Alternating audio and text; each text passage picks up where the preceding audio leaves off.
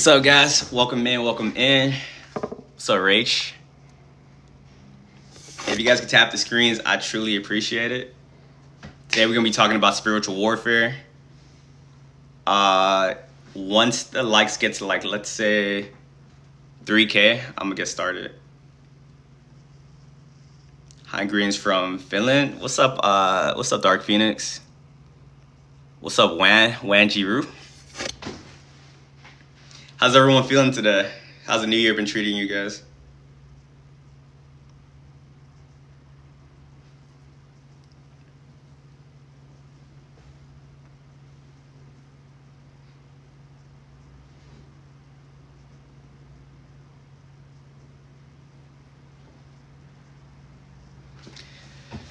But yeah, to new people that came in here, we are going to talk about spiritual warfare today. Different enemies you're going to face, situations, how to protect yourself, what is the point of it, and yeah, just base at the one-on-one. In the midst of spiritual chess, I know what that's like. Crying for no reason. What's going on in your life right now? What's up, Aaliyah? What's good? What's good? What time is it? It's 9:34 a.m. for me. What about yourself? But yeah, keep tapping the screens. Once we get to 3K likes, I'm gonna get started. Giving people some time to get in here and whatnot. And to the 27 people that are in here, appreciate all the support. Without you guys, I'm nothing. Successful. What's up? 1900, I get you. Is that Saint Michael the Archangel? I actually don't know. I just got this image off of Google Images. I just want to pick a picture to kind of like exemplify that spiritual warfare. 12:35. Okay. So you on lunch right now? You think it is? Okay, I gotta look into it.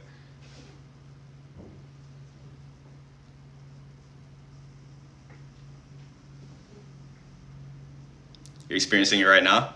Hey, to all you guys that are in, just came in here, we are gonna be talking about spiritual warfare today. And keep tapping the screens. Once we get to 3K, I am going to get started, but we're gonna talk about like the different enemies you're gonna face, what is spiritual warfare, how to protect yourself, and all these different things. Filch, I think. Appreciate the follow. But in the meantime, yeah, if you guys got questions, go ahead and ask them, and I'll try my best to answer. Saint Michael don't play when you call on him. So I've heard. What do you think about psychosis? Definitely is a real thing. About life paths, what exactly do you want to know? What's good, Fairy? How are you? Good morning. My ex was definitely sent by some creature. Life Path 11. I'm Life Path 11 too. Good afternoon. I keep forgetting about that time difference. All the new people in here, keep tapping the screens. Once we get to 3K likes, I will get started. Today we are talking about spiritual warfare. One-on-one. Gonna talk about the enemies you're gonna face. Pretty sure a lot of you guys have came across these people: narcissists, destiny swappers, monitoring spirits. Why do they always target empaths? You have a light in you. They want that light for themselves without doing the work. So they choose the easy route and they choose a siphoning route. How is your inner state of mind in everyday life? I be pretty peaceful for the most part. I am human. I have my off days. But for the most part, I'm a pretty grounded individual. But you didn't send it yet? Hey, we be having like a lot of synchronicities. How to cope with a smear campaign. I love when I get a smear campaign. It shows that I have something worth to be attacked for. But you guys have to like team up. So when it happens, just ignore it and understand that is an indication that you are going the right way. If you guys want to know your life path number, go to Google, type in life path number calculator. All you got to do is put in your birthday and you will get that information. Yeah, it is tripping.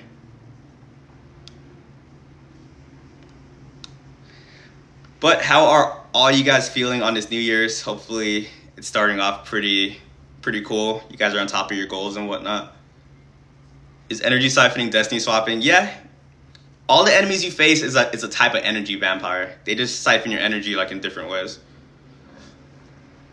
Your life path 11 too? That's what's up. You could not have been an easy life. Yeah, that's crazy, Fairy. In sync. Can I please read what's behind you? I'll show people like after we get to that 3K likes. Keep tapping the screens though. We're almost there. And that's like 300 more likes.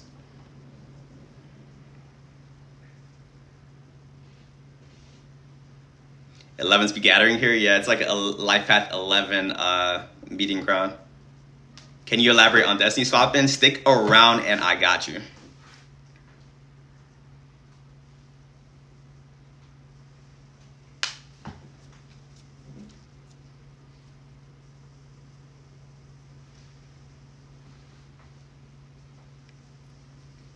Mean does it not affect your life? We'll get into that right now. So we did hit 3K likes, so I am gonna get started. Appreciate you guys being here. For those of you guys that don't know, you can see it in my name. I am You're Not Alone. I'm a content creator. A lot of my content revolves around spiritual warfare, like humor, educational, just trying to like let you guys know like what's kind of going on out here. But this live, I'm gonna kind of be breaking down like all the stuff I pretty much be talking about. Also to like subscribe to me on YouTube. After this live, I am going to download this and put the whole live on YouTube. So if you guys have to go or something like that, you can just like tap into it. Mercedes, appreciate the follow. Another thing as well, if you guys are in here, shoot me a follow. I go live like almost every day where I just kind of try to give out like the information that I be knowing. But before I get started, ask everyone in the chat, who in here knows what spiritual warfare is? Put a 1 for yes and put a 2 for no. Agnes, appreciate the follow.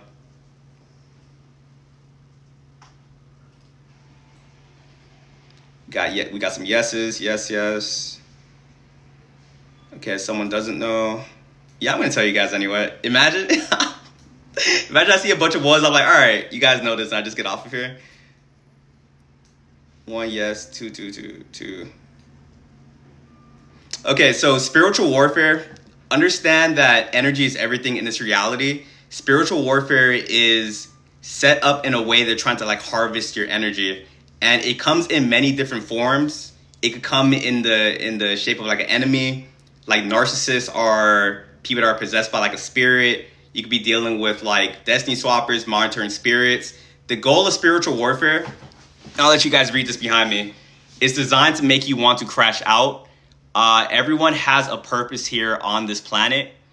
And their goal is to make you be so depressed, make you so down and out that you don't even want to chase your goals, chase your dreams, and any of these different things. If you guys are on this planet and you guys can close your eyes and see what you want to do, you can manifest that into your reality. But the enemies that will come your way, for one, they don't want you to realize that, because once you realize that, you step into your power and you become like a danger to this matrix. And then two, these people want to siphon your energy to use for themselves. So someone asked earlier, what's up, Justin? How are you? Some people asked earlier, why do empaths get targeted? Empaths naturally have like this light in them. They naturally vibrate higher. So that's why like enemies come their way, because they want to use you guys as like a battery pack, as like just a tool to make them feel better in real time. But the thing about energy vampires, if you allow them to stay around long enough, they will drain you until you have nothing left to give. And these energy vampires don't be thinking like, oh, you know what? You gave me energy, so let me give it back. No, they will take you for all you have and discard you like once you are no longer valuable. But Gia, Glow, Miss, and Alice, appreciate the follows. But yeah, so it's a constant battle to like lower your frequency. And we're gonna get into like what frequency is as well. But what's up, She? People, but I'm okay with them knowing nothing else. That's a smart way of moving. But yeah, so constant battle to lower your frequency. And I got this frequency thing. Give me 1 second.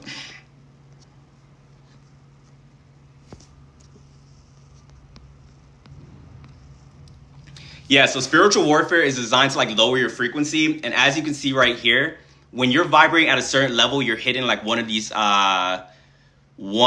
categories right here.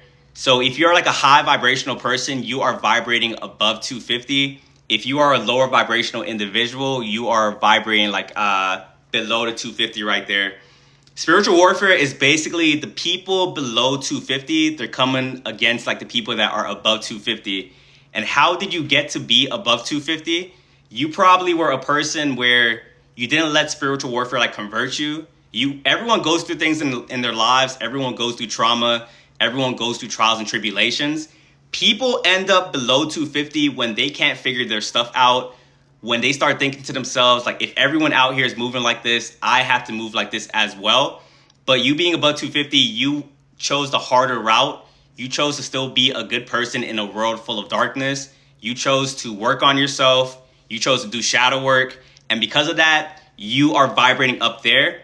And for you guys that don't know, like I believe that heaven and hell is a state of consciousness. So if you are above that 250 mark right there, you perceive life in a very like a heaven way of like thinking. So you view life in like a peaceful way. When something bad might happen to you, you know how to reframe it into a positive way where you're like, I can at least take a lesson out of here. So ultimately, life is still going to be hard. Life is still going to be tough. But you be thinking like you just know you're going to figure it out. Like you don't let it get you down for too long. Now, on the other side of the spectrum, the people that are below 250, they view life as like hell. Like if you can read these people's minds, they are just depressed, down and out, always thinking negative. And that whole thing, like hurt people, that's the people below 250. That's how they move. Like that's their type of mindset. And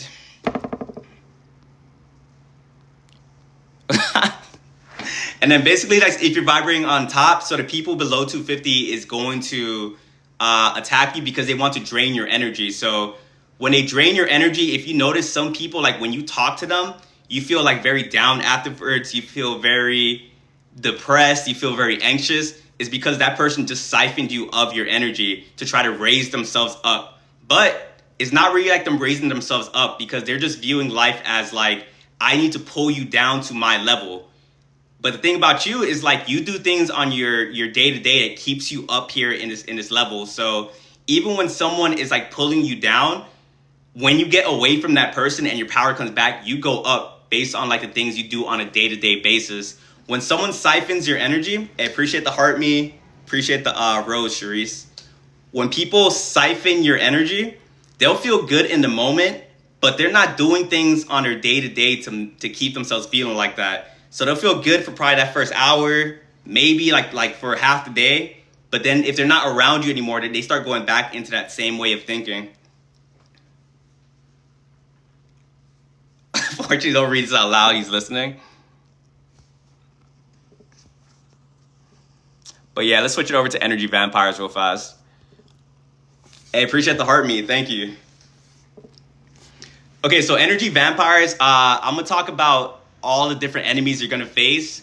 But at its base, all these enemies you face are energy vampires. The difference between them is they just decide to get your energy like in different ways. But ultimately, like they're doing the same thing. Their goal is the same. It's just to drain you for like all that you have. Rel, appreciate the heart, man. But yeah, so let's go to that second point right there. They can't generate happiness for themselves. And because of that, because they can't generate happiness for themselves, they need to make other people around them feel miserable. But this isn't like a black and white thing. A lot of these people don't know what they're doing. Taking it back to like the frequency thing we were talking about from that previous slide. When people allow themselves to get possessed by these entities because they vibrate low. So if they're below that 250 mark, if they have demons from their past they haven't figured out, they become like what we call like a shadow dominant consciousness, and they get possessed sometimes and they don't even know it. So that's why sometimes like you will notice yourself, Lumine, appreciate the follow. You will notice yourself, you trigger people and then people start acting out of character. They start like, you see their eyes switch up. You see them get like very angry towards you. And you're thinking to yourself like, I didn't even do anything. You get me? I'm just being like my authentic self. But that's because they have parasites, they have demons within themselves that takes over. And if they don't really work on themselves, they don't figure that stuff out, that will constantly happen when you go around those people.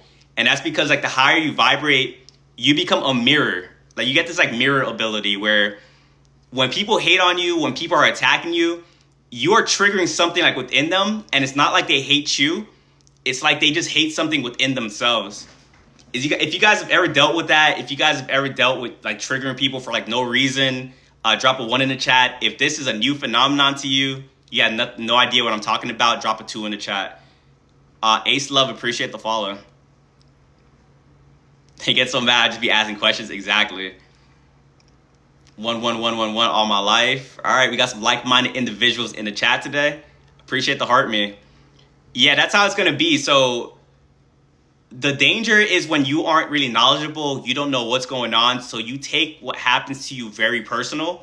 And if I'm talking about myself, that's what happens. That's what's happened to me like my whole life. Like I was triggering people, I was coming at people in an authentic way, and their demons just came out, attacked me. But I didn't have this knowledge, so I thought something was wrong with me. I thought like, okay, like maybe I gotta conform, maybe it's something I can do differently to stop these people from attacking you. But what you're going to start to realize is no matter how you are, if you guys' vibration level is different, you can be the most perfect person in the world. They're still going to hate you. Like it's not of like I hate this personality quirk or I don't like this about this person.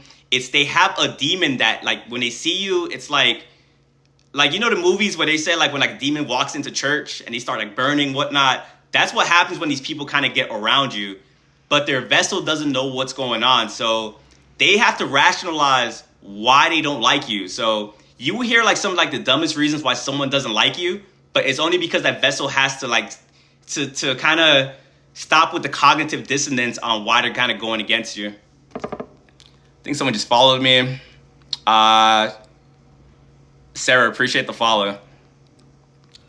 But yeah, these individuals, they thrive off of negativity. They thrive off of gossip.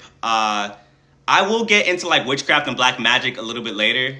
We're gonna be talking about warlocks, but if you guys don't know, gossiping is a form of witchcraft. Gossiping is a way of like, if people gossip about you with the intention of like altering someone's perception of you, that's them doing black magic on the other individual.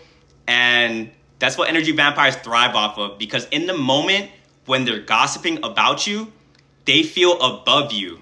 And while they're feeling above you, they're feeling superior. Like that's how they siphon you. So energy vampires can get your energy in a bunch of different ways. You guys have to be conscious every time you go out there into the 3D. And the higher up you go on this scale, the more you work on your... So this is what I thought like when I first started working on myself. I thought like the more you learn, the more your frequency goes up. I thought like you'll be safe. Like the spiritual community likes to say like you attract what you are. If you're good, everyone in your reality is going to be good. Nah, law of polarity is like a real thing. So as you are going up, you will attract good people that's on your frequency as well. But you attract like the opposite side of that spectrum as well. So the higher up you vibrate, these demons, these energy vampires are seeing you and they want that for themselves. People that trauma dump on you, people that they want to come up to you, they want to talk to you, but they're not really having a conversation. They're just talking, don't care what you got to say. All these are different ways to like drain your energy. And Layla, appreciate the follow. And then some people want to ask too, like, how do I know like someone is an energy vampire? How do I know someone is draining my energy? Even if you guys don't have this knowledge, Jenny, appreciate the heart me. Thank you. Welcome to the team. Even if you guys don't have this knowledge though, all of us have a built-in sixth sense to kind of feel like what's going on.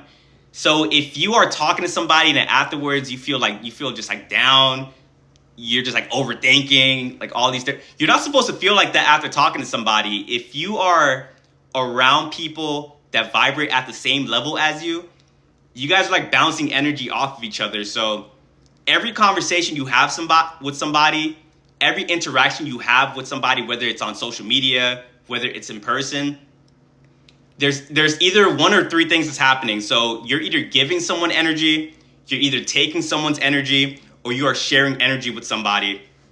Ideally, you want to have people around you that vibrate the same, that think the same like you. So when you guys talk to each other, you guys are sharing energy. You're walking away from that person. You feel rejuvenated. You feel seen. You feel validated. But if you are around like a lower vibrational individual, and it's not like a malicious thing, but don't get it twisted. Some people know exactly what they're doing. They understand how this reality works. But I will give it to like a large percentage of people don't know what they're doing because they're unaware of like the mechanics of this reality. But when you talk to a lower vibrational individual, they don't have energy to give you. So all they're really doing is taking energy from you. They're probably trying to get advice, or they're probably trying to like trauma dump on you, or they're trying to drain you for all that you have and not leave you with nothing. Now, does that mean you're never supposed to like entertain, like giving people advice or people trauma dumping this and that? No, your energy is your energy. Your energy is your currency. If you see someone that they really need it and you see them really down and out, then you can give them the energy. Like sometimes I talk to someone, like I know they have like the energy vampire within them, but I know they don't really have any guidance. So I'm like, here's some energy. But the trick is like this too. So you gotta have boundaries with like energy vampires, because it's like giving away food to like a stray dog. You get me? Like you do feel bad, you give it to them, but now they keep coming around because they keep expecting the same thing. If you don't have boundaries with energy vampires, you give that energy one time, they will keep coming back. And then it will get to a point too where they feel entitled to your energy. So it's like you gave them your energy. Now they kind of view the dynamic as like this person, I could siphon them. But as soon as you set a boundary, now you're the one in the wrong. Now you're the bad guy. It's just a manipulation tactic so they can keep siphoning your energy. Exactly. Give a mouse some cheese. Empathy without boundaries is self-destruction. Exactly. In the beginning, they can mirror your energy to drain it. Facts. And we will be talking about that with some of these different enemies on here. Great Heart, that's what I'm going to call you. I appreciate that. But before I move on to like another enemy on this list, if you guys have any questions, I got you guys right now. If you guys are a little bit confused on how energy vampires work. If not, we will be moving on. But I love Brit. Appreciate the roses. Thank you. And to all the new people in the chat, we are talking about spiritual warfare. If you guys don't know me, You're Not Alone.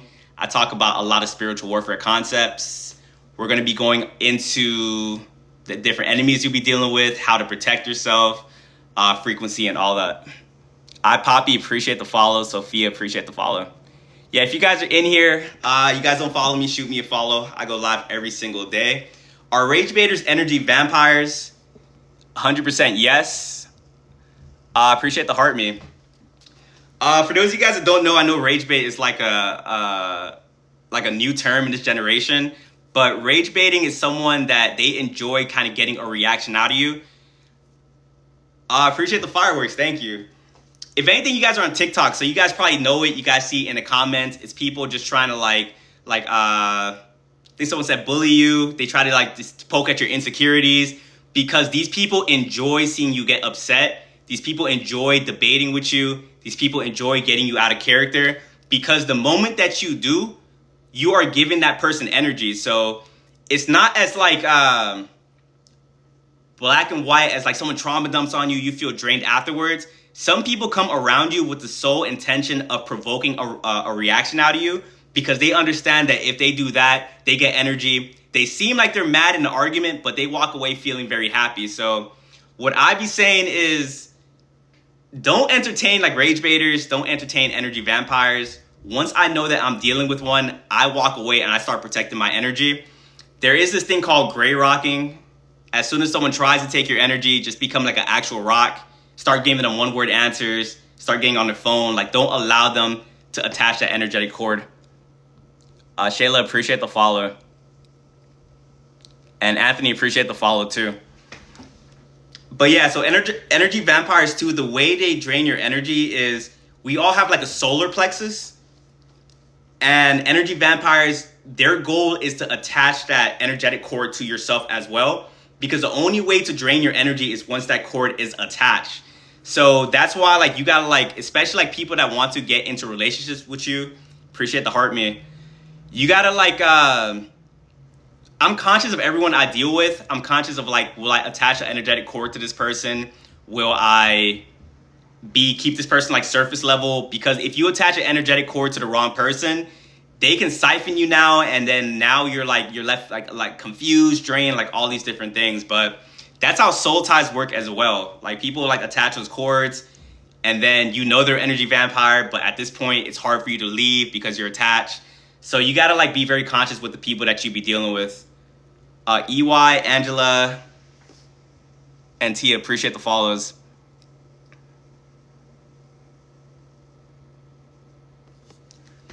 All right, so I got one more question before like I move on to like one of the next enemies on this list. But someone asked, how do you protect yourself from energy vampires? So you hear all the time people say protect your energy, but what does that look like? There's multiple different ways you can protect your energy, and you can use these different methods depending on what exactly you're going through like in the moment. So a big one, ignore people. If you ignore what people are trying to do, so when people try to drain your energy, it's like an energetic attack that they try to do. They send the attack. If you let the attack get to you, it's gonna like hit you, and then the energy comes back to them. But if you ignore people, you have like an energetic force field around you. So what they're trying to do to you would no longer affect you. But the thing about energy is it cannot be created, nor can it be destroyed. Vika, appreciate the heart me. So when they try to send that energetic attack and you ignore them, that energy still has to go somewhere. And that's why people be saying like they do return to senders, because a lot of you guys be doing return to senders and you don't even know that you be doing it. So if someone tries to send an energetic attack and they ignore you, the same reaction that they tried to invoke in you is going to hit them. It's going to hit your shield, bounce off you, and hit them back. And then they're going to be feeling really down, if anything worse than before they even tried to get that energy from you. And because of that, now they're going to try to go find someone else that they can do it with. But I appreciate the roses. Someone said silence is your biggest power. Exactly. Zentena, appreciate the follow. And you guys will get like a real life example as well. Appreciate the heart me. We have 259 people in here. Honestly, you're gonna see like we have like a lot of energy kind of going around in this chat. So you're gonna probably have energy vampires scrolling through TikTok. They're gonna feel that energy and they're gonna try to come in here. They're probably gonna try to attack me. They're probably gonna try to attack you guys in the comments. But me, like I know how this reality works. I ignore people. Like I see the comments, I ignore it. Whoever's on the other side of that screen, now they gotta deal with that energy siphon on themselves. And they're gonna start trying to drain you guys in the chat. Learn from me, guys. Ignore these people. I see some of you guys go back and forth with people in the comments. They're draining you of your energy. Remember, that is your currency. Don't let people siphon you. Hollywood, I appreciate that. But yeah, so we broke down energy vampires. Now we're gonna get into the different type of energy vampires in spiritual warfare. Let's do Agent Smiths. Appreciate the rose. I appreciate the heart, my bad. For those of you guys, Mindset, appreciate the follow. For those of you guys, if you guys know what Agent Smiths are, drop a 1 in the chat. If you don't, drop a 2 in the chat. You appreciate the follow. Thank you. We got some 1s. Okay, some 2s. Elena, appreciate the gifts. Okay, so it's like half. It's like half and half. Okay, so energy vampires, like I said, is like how they drain your energy. Now we're talking about the different type of energy vampires. I think it's only right to start with Agent Smiths because if you guys don't notice by now, we do live in a Matrix. And if you guys have saw the Matrix movie, it's basically this character, they're trying to escape the Matrix, and they have these like programs in the Matrix that's there to kind of stop you from having that happen. So that's like an analogy for like real life. When you start to awaken in this reality, when you start to see through the veil, you will now be like a virus to the system, and you'll probably be like a threat. So what's going to happen is like these Agent Smiths are going to be sent your way to try to pull you back into the Matrix or try to discredit you. And they do that in different ways. What a lot of you guys are going to hear is when you awaken and you try to talk to people that's like still in the matrix, everyone has to kind of go through that coming to passage. Or actually, let me ask you guys this: like, when you guys first awakened, did you try to wake up your family and friends? Drop a 1 in the chat if it was a yes, or drop a 2 in the chat if it was a no. Gwendolyn, appreciate the roses. She would say yes, yes, yes. 1, of course. We got some people that was kind of smart. Me, myself, I'm going to be honest. As soon as I awakened, I saw what was going on. And I'm like, you know what? I need to wake up my family and friends. When you first awaken, you kind of have like that ego still kind of like playing a part. So you think it's your responsibility to save everybody. But then when you go a little bit deeper, you be thinking like, do I really want to save these people? Or is it just because like I feel alone thinking this way by myself and I just want other people to talk to about it? Regardless of the reason, you went to those people, you tried to wake them up, and what you were met with, you thought you were going to be met with thank yous. You thought you were going to be met with like, oh, like I appreciate the information. What you got was the exact opposite. You got these people hating you. You got these people attacking you. You got these people calling you crazy. And that's because they're running off a program. So you awaken in specific like circumstances. I don't know exactly how you guys awakened, you guys watching this. I awakened through trauma. It was so much trauma that it just forced me to see reality for what it is. Some of you guys will awaken through trauma. Some of you guys will awaken because you're probably just naturally curious. You read this book, you read that book, you researched this. You guys awaken with certain things that you did. So you can't expect you to go up to somebody and be like, this is what it is, and just expect them to see what you see, because their brain isn't programmed like yours. Your brain had to get reprogrammed by basically the things that you were doing.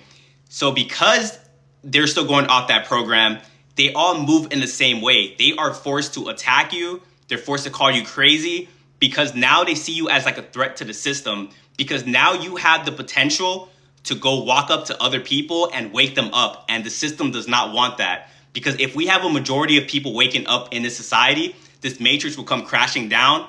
And the people at the top, the elites, they don't want that to happen, because this whole matrix is what's keeping them in power. And this matrix is what's keeping them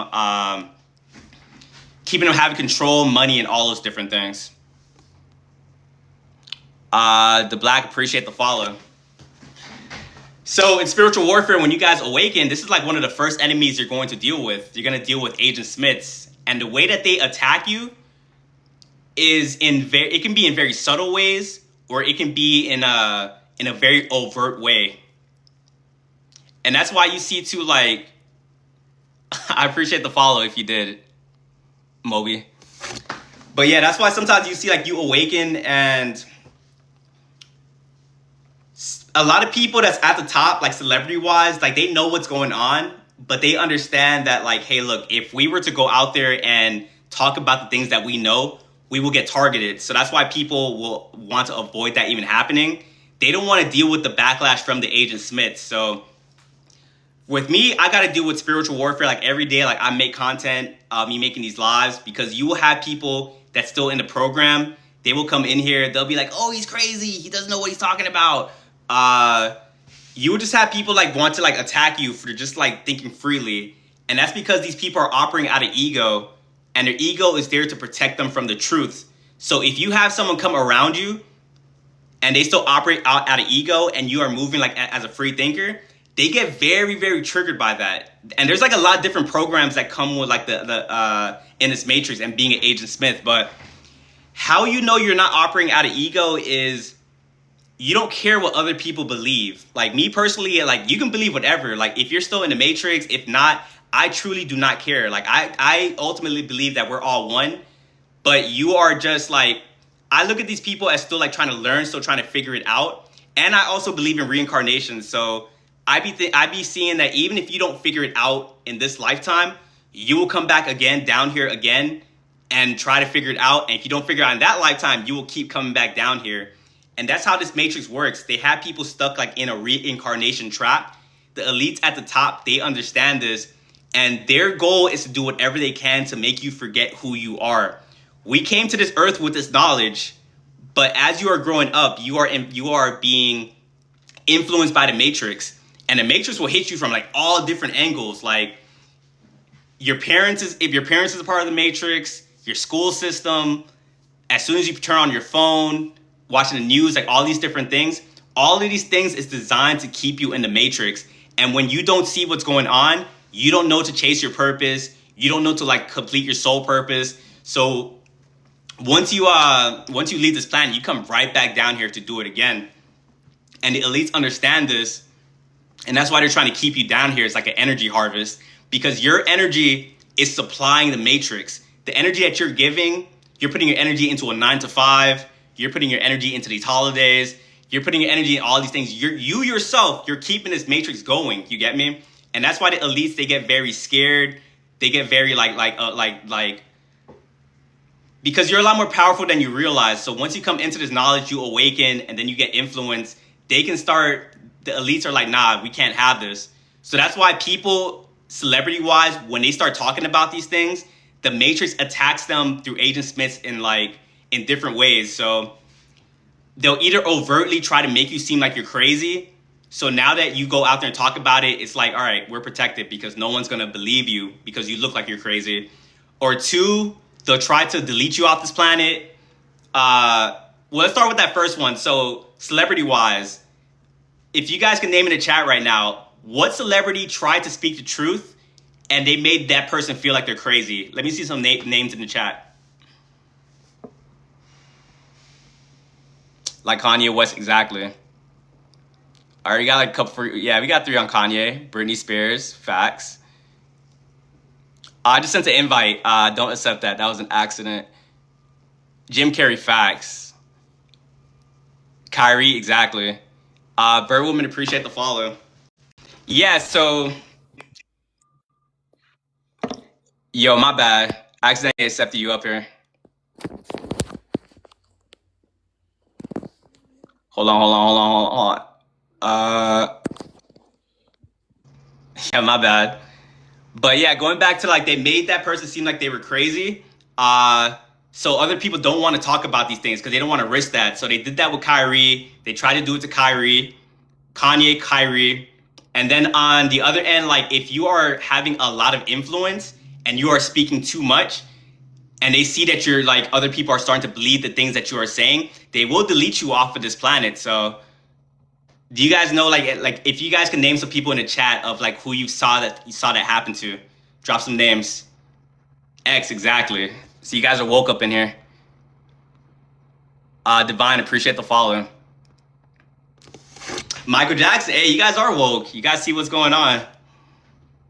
Yeah, Nipsey, they got him out of here.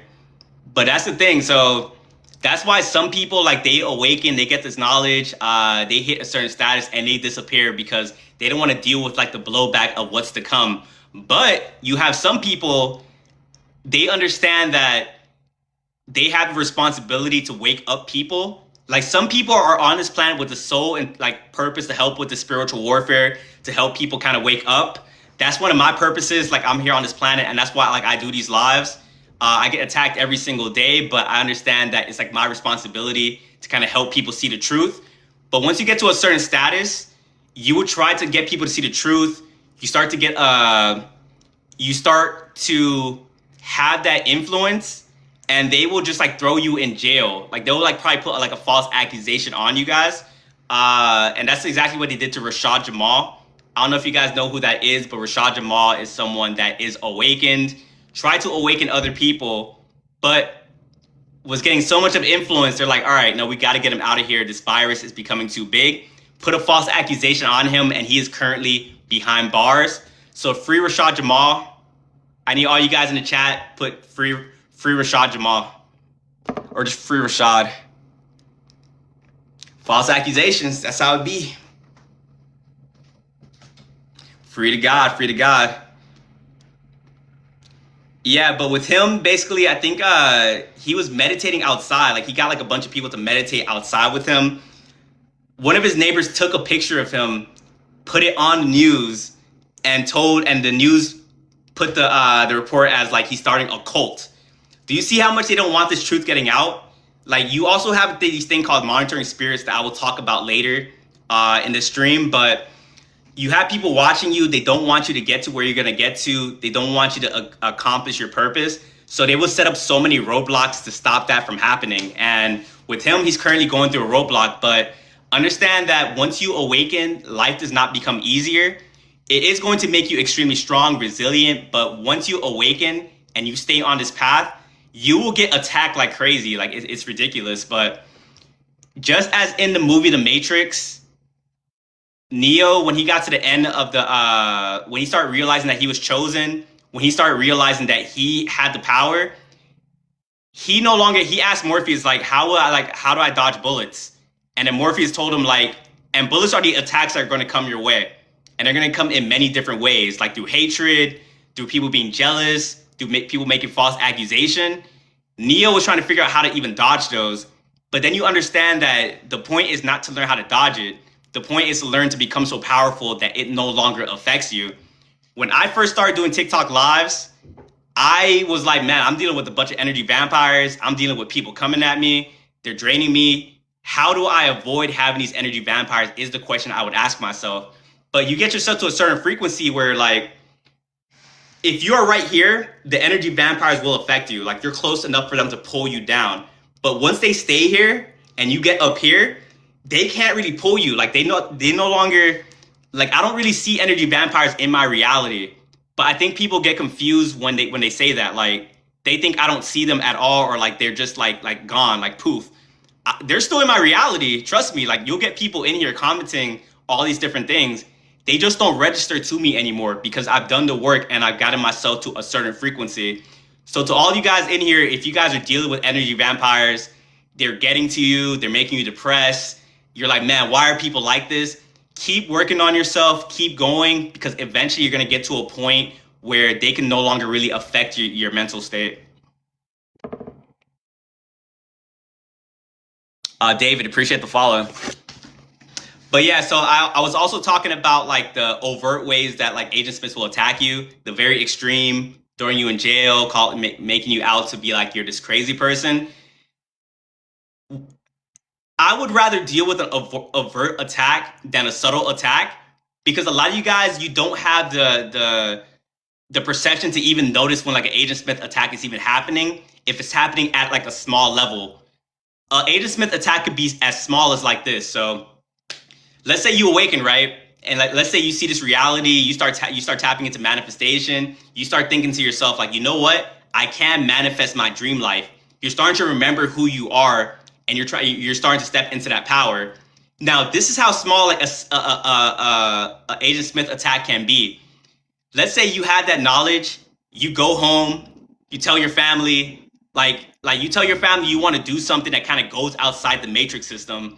You tell your family, like, hey, mom, dad, like, I want to be an actor. I want to be, like, a social media person. I want to go do music. As soon as you tell them that, for a lot of your family members, their Agent Smith attack is going to kick on in, like, real time. And it's going to be very subtle. They're going to tell you, like, why are you going to do that? Why don't you just, like, stick at your 9 to 5, where it's, like, a lot more convenient, it's easier, it's a safe route. And because they are someone that you trust, because they are someone that you love in this reality, something as simple as them saying that just threw off your whole timeline. Now you're doubting yourself. Now you're thinking, like, okay, maybe I shouldn't do this. You get me? And that's very subtle, because it's not coming from a malicious place, because they're not telling you. It's not like they're thinking, like, oh, they're awakening, I got to stop them. No, the vessel doesn't know what's going on. They're just kind of going off of programming. So when they tell you that, it can come from a place of love. But don't get me wrong, for some people, it can come from a place like, we don't want to see you succeed, so we're going to try to sabotage you. It's not like a black and white thing. But regardless, them telling you that is an Agent Smith attack, because what they're trying to do, they're trying to put their limiting beliefs onto you guys. And you guys understand that once you awaken out this matrix, there is no such thing as limiting beliefs. If you want it, you can go and get it.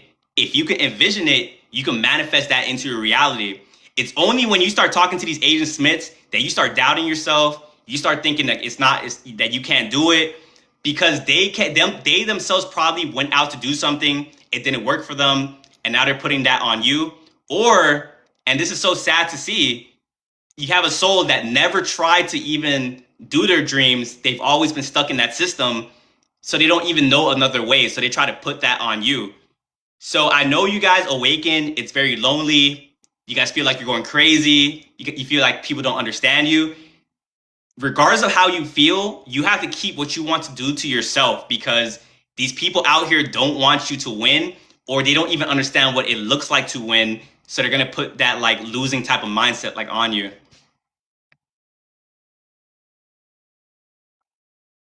But yeah, guys, keep tapping the screens too. Let's try to get to that 30K likes. For all you new guys that are in here, welcome in. I am You're Not Alone. Handmade, how are you? And I like to talk about spiritual warfare. I like to educate people on this topic, talk about the different enemies, the situations you'll go through, how to protect yourself, and all those different things. And if you guys are in here, shoot me a follow. I go live every single day. But if not, just sit back, take some notes, and enjoy the show. But I am going to move on to the next enemy in a bit. As always, if you guys have any other like lasting questions about Agent Smiths, now is the time to ask. HIT, appreciate the follow. Brittany, appreciate the follow. You guys are amazing. What's up, Christy? Neo was the main character in The Matrix. He was the quote-unquote chosen one. He was the one that realized he was in this, what was going on. He started stepping into his power. He understood that these systems, these archons, these Agent Smiths has no power over him. And everyone has the ability to get there. But many are called, only few are chosen. Only some people choose to answer that call to become chosen. So your wife could be Agent Smith. In this matrix does not discriminate. The Agent Smiths is like your relationship partner, probably your friends, your family members, your boss. If they aren't awakened, if they aren't an awakened soul, they are an Agent Smith. It's also a spectrum for some people. Some people are fully in the program. Some people are kind of halfway there, not really there, but those people still have the potential to become an Agent Smith and to start attacking you. Especially family. A lot of you guys get held back because the Matrix puts you under this like elusive spell of thinking like no matter what and that's an archon in real time too. So they have you believing that like your family can do no wrong. Your family will always be there for you. Like what's a couple archons people be saying? You only get one parent. That's just how they are. All those things are designed to keep you in the Matrix, because if you guys keep family members around you that is volatile, that is toxic, you are purposely like kind of keeping yourself in the Matrix, because they are anchoring you down into reality, because you keep trying to make excuses for them and you keep giving them free passes to siphon your energy. So you came in this earth by yourself. You're going to leave by yourself. You have to learn to like be by yourself in a way where you're not going to like leave yourself open to having people around you just traumatize you. Because a lot of your family members, they aren't even your family members. They got overtaken a long time ago. They are just their trauma from the past, and they see your energy and they're like, all right, I just got to keep this person around. So they're constantly kind of like destiny swapping with you. Like you're like the family therapist, and they're just siphoning you for all you have. And that's why your life is going the way that it's going. And that's why in the Bible, that's why in a lot of these different religions, they tell you, you need to get out of your hometown. Staying in your hometown around people that don't want you to win, places hold energy. That toxic household that you're in has energy. That toxic city that you're in holds energy. And that same energy could be the reason that what you're trying to do is not panning out. My life only started taking off when I left my family, when I stopped telling people what I was doing, when I started moving in silence, because people can't destroy what they know nothing about.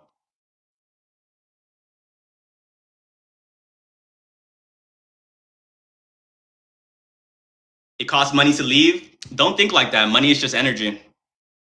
When you start thinking to yourself, like, don't start thinking with limiting beliefs. Like, everyone has a situation. Like, we all got to try to figure it out. You get me? If you're like, well, I'm at my parents' house, there's no way to go. There's always a way. You guys have a choice. And if you guys think there's not a way, you're just putting a limiting belief on you. You are the co-creator of your reality. So if you're saying that, that's exactly what you're going to get in your reality. Me, I brainwash myself to thinking anything is possible. I never say I can't. I just go out there and do. If you need a way to reprogram your brain, I fall asleep to subliminals every single night. So while I'm sleeping, I'm listening to positive affirmations. So I wake up in the morning. I think I can do anything. Like, you call me delusional. I feel like you need to be delusional in this reality to get what you want. So if you tell me I can't, I'm going to show you how I'm going to do it.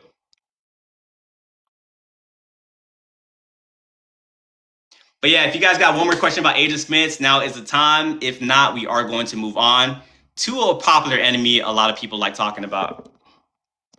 Slay Girl, appreciate the follow.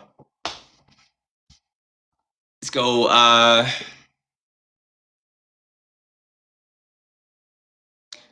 Do you do reverse spells if someone's switching bad on you? Hey, stick around. I'm gonna be talking about warlocks in here, so ask that question while I'm talking about that, and I got you. Meta, appreciate the follow. Let's see, 5, 4, 3, 2. What's up, Forever? Always believe anything is possible. You are unstoppable. You truly believe it to be. Exactly. And if you guys are in here, appreciate the hat. Thank you. You guys can follow Forever too. You guys make like similar content. Very genuine guy.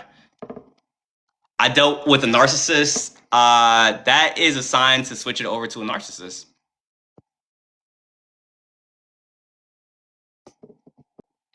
Hey, appreciate the heart meet. Oh, Fairy's still in here? What's up? What's up? Yeah, so we're moving on to a popular topic. I know a lot of you guys have dealt with a narcissist, but just to get some context, if you guys know what a narcissist is, drop a 1. If you've ever dealt with one, drop a 1. If you don't know what a narcissist is, that term is foreign to you, drop a 2 in the chat.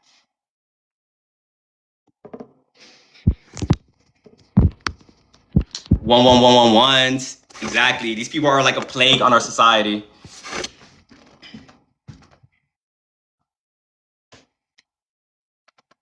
Got you, Forever. Always. Also, too, like I have the Discord too, guys. If you guys enjoy these type of conversations, tap into that. Link is in the bio. I might have a mod in here if you guys could pin that. If not, it's all cool. But okay, so narcissists. Before we get into that, one gaslighting tool society's gonna place on you is making it think like narcissist isn't that big of an issue. They want to tell people like it's only 5% of people that are narcissists, but that 5% is only the people that went to the doctor or psychiatrist and got a diagnosis. You guys probably know real life narcissists. Do you think in your head they'll actually go and get a diagnosis? And a lot of them too, when they go get a diagnosis, they're kind of like forced into doing that. And they're lying too. Like, so a narcissist knows how to like play the game. They can go in there to a psychiatrist and tell them everything that they want to hear. So that number isn't an accurate representation of like the narcissists we deal with in society. And also too, the term narcissist, that is a worldly term. That is a 3D term. They made that term narcissist because throughout society, they started noticing this group of people that they were acting very demonic, but a lot of people aren't spiritual. So they'll try to find like a 3D word of like putting on it. So they came up with the word narcissist. But me, myself, might be some people in here that disagree, but I believe everything is spiritual. Everything happens in the spiritual realm before it happens in the 3D. And to me, narcissists are people that's either possessed by the Jezebel spirit or the Delilah spirit. Dresky, appreciate the follow. And guys, appreciate the follow. But yeah, so if you guys don't know what a Jezebel and Delilah is, I'm here to break it down.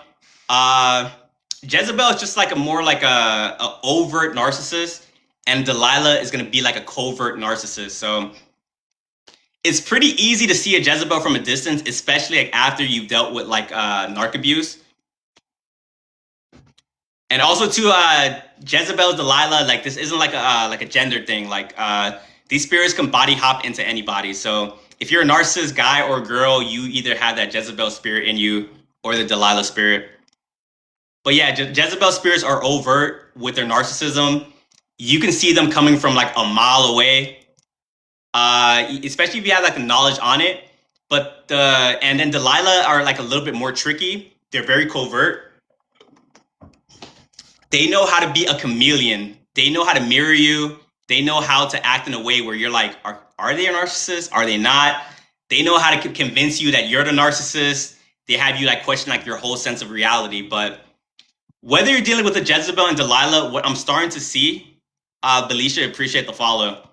What I'm starting to see is that if you don't have this knowledge or if you didn't go through narc abuse, you have this veil over your eyes where other people aren't seeing what you're seeing. You probably see them from face value, like dealing with a Jezebel, because you've dealt with them in the past. So you see the signs and now you're like, oh, you have these signs, so you're probably this. People that haven't went through this, you will probably see a narcissist or like a Jezebel spirit from like a distance, and you will tell someone like, hey, this person is like a narcissist. They won't see what you're seeing. They'll be like, you're making excuses. That's just how they are. And you have to kind of just let it rock. Like, when you're going to spiritual warfare, you guys start to get spiritual upgrades. You guys start to get discernment. You guys get blessed with gift of discernment, clear cognizance. So you are seeing a lot more than other people are seeing. And then you start to think that other people can see what you're seeing. But once again, what we were talking about with the Agent Smiths, or like awakening, you're only able to see these things because of the knowledge you got, what happened to you, and how you are moving. So you can't really go up to other people and be like, yo, this person has like dark energy in them. This person is a narcissist. Because what is clear as day to you is not going to be as clear as to the other person. So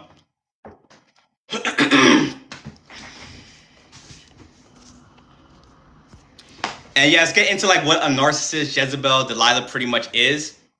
They're people that are very manipulative. They have no empathy.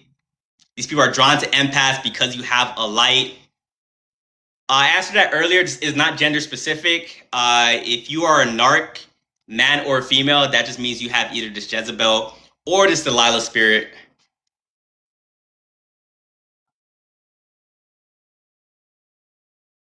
You won't know till you actually go through it, because it's actually scary. Yeah, so for a lot of you guys, like, you guys probably got into a relationship with a narcissist. If anything, right now, like, if you guys were in a relationship with a narcissist, drop a 1. If you guys had your perfect relationships, you didn't experience a narcissist, drop a 2 down in the chat.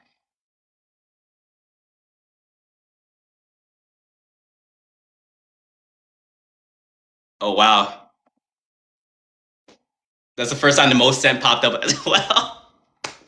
Yo, so many people like, hey, first, before I even start what I'm gonna say, I'm sending you guys positive energy in the chat. Being in a relationship with a narcissist will change your whole brain chemistry. It changes who you are as a person. But understand that you going through that, you got spiritual upgrades. You were able to elevate yourself. And now that you have this knowledge, you can make a better choice on who you pick in the future. But yeah, dating a narcissist is not for the weak.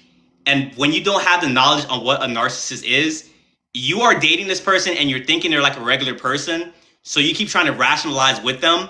And that's like how they drain your energy, because like they know what they're doing.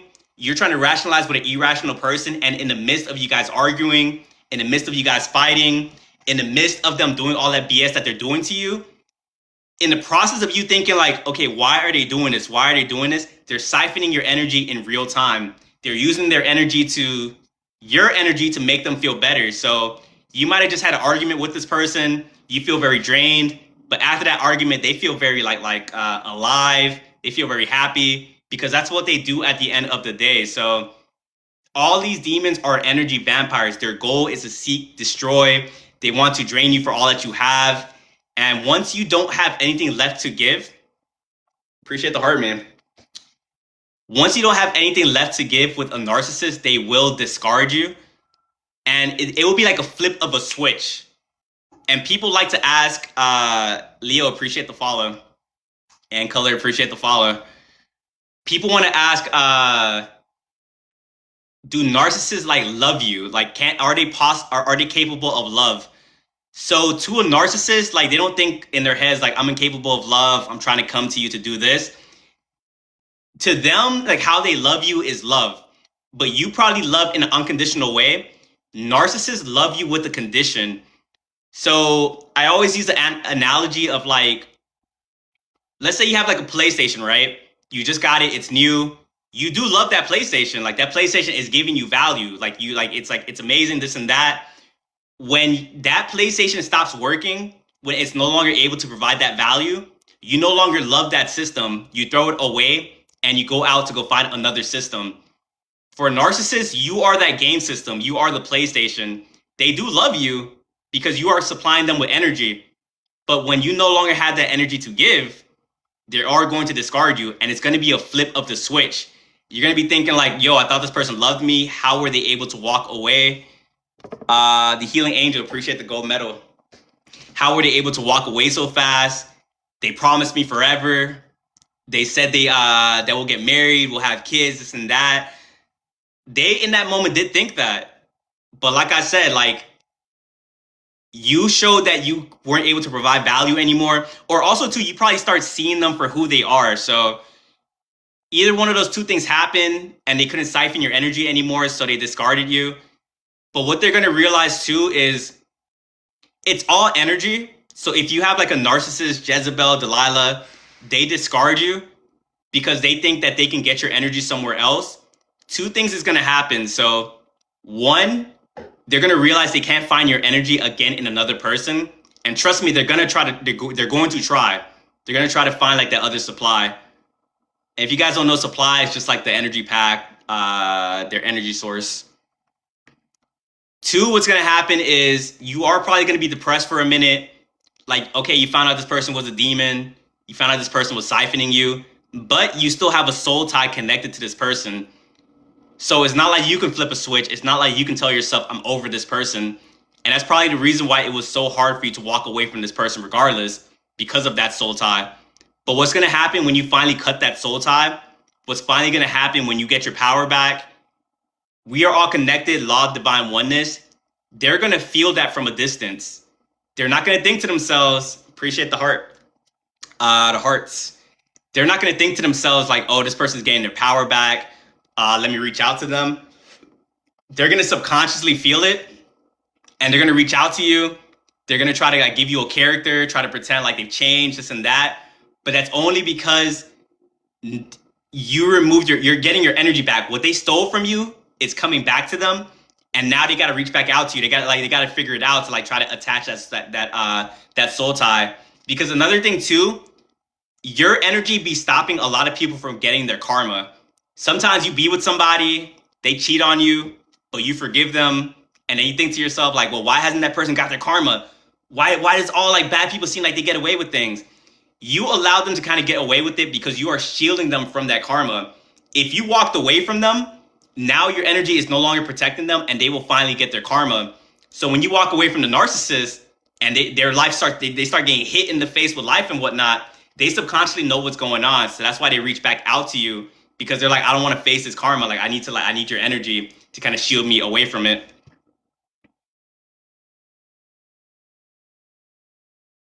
Yeah, make your self-respect super high and the narcissist will detest you.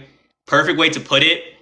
One thing I want to say, if like you guys get into a relationship with a narcissist, if you guys have a lot of friends that are narcissists and you see that cycle keep repeating itself, we have the power, like you guys are a lot more powerful than you realize. You're going to start to get that realization that if these people are still in your life, you have to shift the mindset from being like, oh, everyone's a narcissist, everyone in the world's a bad person. You are attracting those people. Like you have something within yourself that is letting these people know that you are free food, that you are like a free energy source to these people. And for a lot of you guys, it's based on like things you went through like in the past. So Jonette, appreciate the follow. So if you guys had narcissistic parents, they raised you to accept narcissistic love. And that's not your fault, because you think that this is what love is. Like your parents are supposed to like give you the lessons and prop you up so you will have the tools to go out there and thrive in the real world. Some of you guys drew the short end of the stick, or not even drew the short end of the stick. I believe in soul contracts, but that's like a conversation for a different day.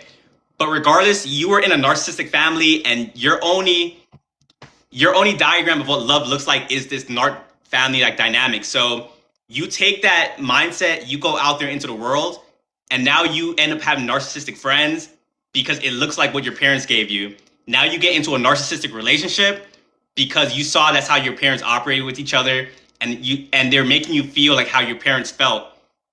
But you understand that's not true love at all. Like some of you guys probably are still in that healing process. Someone comes to you in your reality and they are like a healthy partner. They are like someone that can give you that healthy love. But to you, that turns you off. You're like, why is this person so nice? Why is this person so giving? Like, ugh, what is this? You get me? You get the ick. You get very turned off because you were never raised to accept healthy love. So when someone tries to give you that out there in reality, it just feels super weird. You're like, I don't know this. But when you get into a relationship with that narcissist where it's toxic, This person is arguing with you. This person is like verbally assaulting you, all these different things. You're like, okay, this feels like home. So that's why you guys put up with it. But it's not until you walk away from that person, you go do your healing, you go to therapy, you start journaling, you start meditating, you start going within, you start understanding like, okay, look, okay, this is not what I want. Like I want your internal basically will like your external is going to be based on what your internal is. So if you don't love yourself, if you think that toxicity is what real love is, that's what's going to come into your reality. But once you start loving yourself, once you start getting that self-respect, once you start getting those boundaries, narcs are still going to come in your reality. They're going to try you. Everyone tests you like to see like where you're at, you get me? And people do like a subconscious thing. Everyone out there is playing like a subconscious like power game. Narcs test you. You will automatically pass that test when you have that self-love, because why are you talking to me this way? Like, I love myself. Like, go take that somewhere else. But when you guys were having that low self-esteem, you guys were happy when people were talking to you that way because it made you remember what your family dynamic was. But I'm telling you guys, get that self-love. Narcs are going to hate you. They're going to like see you. They're going to want to stay away from you. They're going to start gaining their discernment too, where they're going to sense that you are an advanced soul to this stuff. You get me? That's why you guys be at jobs. People don't like you for no reason. You guys have a friend group that there's that one person that doesn't like you because they got that narc demon in them. And that demon knows that you know. So that's why they're going to be trying to like start all this different stuff with you. You stay on the path long enough, then now they don't even want to be in your presence because you just make these people burn at their core. Appreciate the heart, man. Literally surrounded by them. Change your environment, change your mindset, working on self-love, and they'll start to drop like flies. But guys, any other questions on narcissists before I move it to the next enemy on the list? Once again, for all you guys that came in here, my channel name is You're Not Alone. I make content structured around spiritual warfare. I try to wake people up to what's going on out here, how to protect yourself. And yeah, if you guys are in here, shoot me a follow. I do go live every single day. Taste Twist, Son, and Mama, appreciate the follow. And if I don't say it enough, I am appreciative of you guys. You guys give me a platform to talk about these things. And talking about these things and you guys understanding what I'm talking about helps me too. Because like when I first awakened, I thought I was going crazy. I'm like, what's going on out here? But then you understand that you guys aren't crazy. I'm not crazy. It's just that the world is a very dark place. And unfortunately, we have to learn how to like maneuver in a very dark world. Angie, appreciate the heart, man.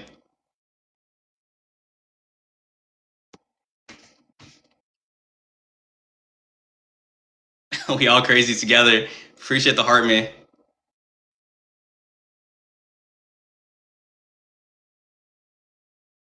But yeah, any more questions on narcs? Going once, going twice. Can narcissists truly love their children? Yes, but not in the way that you're thinking. Narcs will still love their children with basically, like, I think the media makes it seem like, okay, like these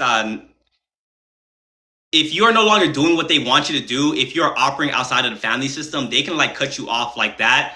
And that's only because they have you with like a ulterior motive. You get me? They probably have you because they're lonely. They want you to love them. They probably have you because the Matrix told them to have you.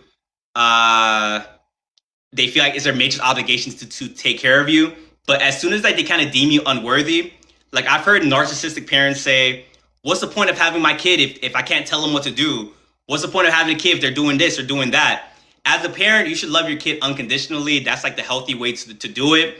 Narc parents are like, if you're not doing this, I won't love you. And that's not true love. At least in your eyes, to them, they still view it as love. You get me? In their own kind of like twisted way. But narcissistic parents can't love you in the way that you want to be loved.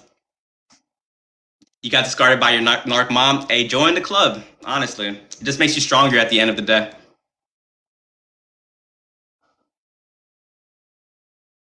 How can you protect your children from that? Love is the answer to everything, guys. Love is like one of the highest vibrational frequencies. Love will cure a lot of things.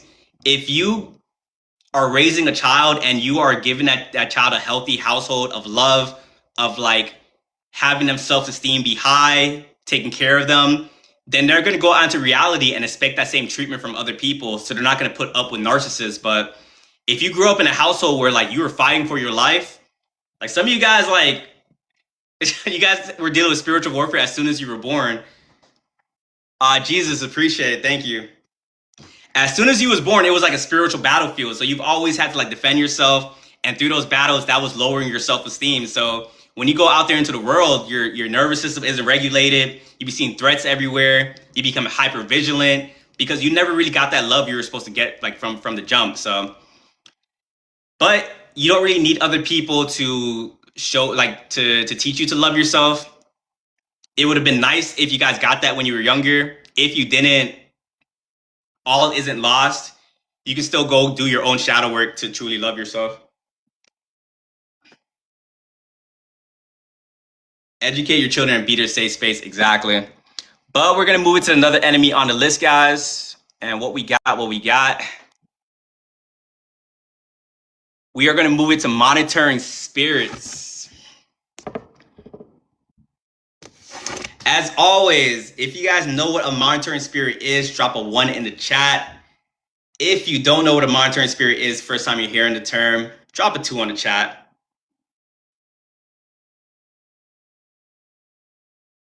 Got some ones. Couple 2s. Yeah, I'm pretty sure you guys be seeing monitoring spirit like all over TikTok as well too. It's a very like trendy topic. What's up, M? What's good? Okay, so monitoring spirits. So all the new people in the chat, we are talking about spiritual warfare and the different enemies that will come your way. At their base, all these enemies are energy vampires. Their goal is all the same. They're here to drain you of your energy, to keep you trapped in this reincarnation trap. All these different enemies, they get your energy in different ways. So far, we talked about Agent Smiths. Those people, they're running off a program. They'll make you feel like you're crazy. They attack you in ways to kind of keep you flowing with the system. Then we talked about narcissists, how those people are possessed by either the Jezebel spirit, the Delilah spirit. Those people are very manipulative. They can't take accountability, no empathy. And now we're going to move on to monitoring spirits. And the way that these people get your energy is basically these people themselves, they're sent your way to sabotage you in real time. These people are the watchers pretty much. They are put to figure you out, get information on what you got going on, because they use that information. They take said information and they take it to the spiritual realm so they can sabotage you. These people are also happy to see you fail.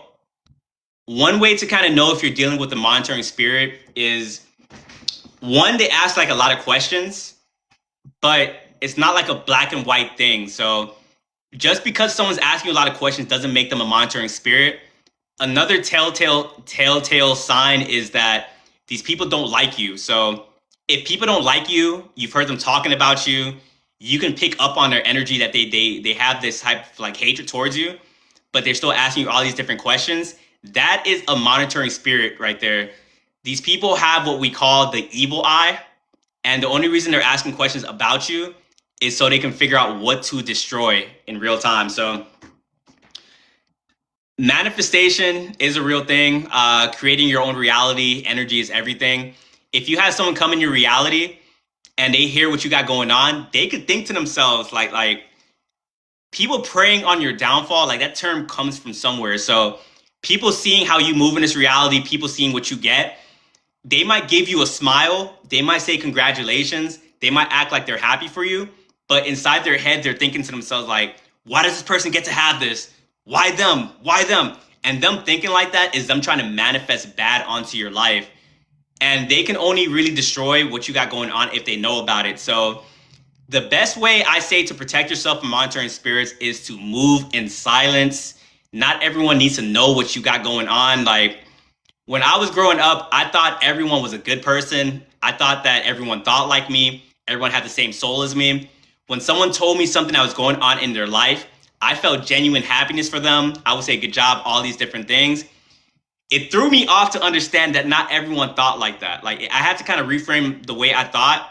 I was the type, like I was talking to everybody, like I would be in groups. I would tell people like, I want to do this, I want to do that. I got this new job, I got this raise. And you discover that like a lot of people in your groups, they don't want you to win at all, because at the same time too, we are in a crabs in a bucket type of society.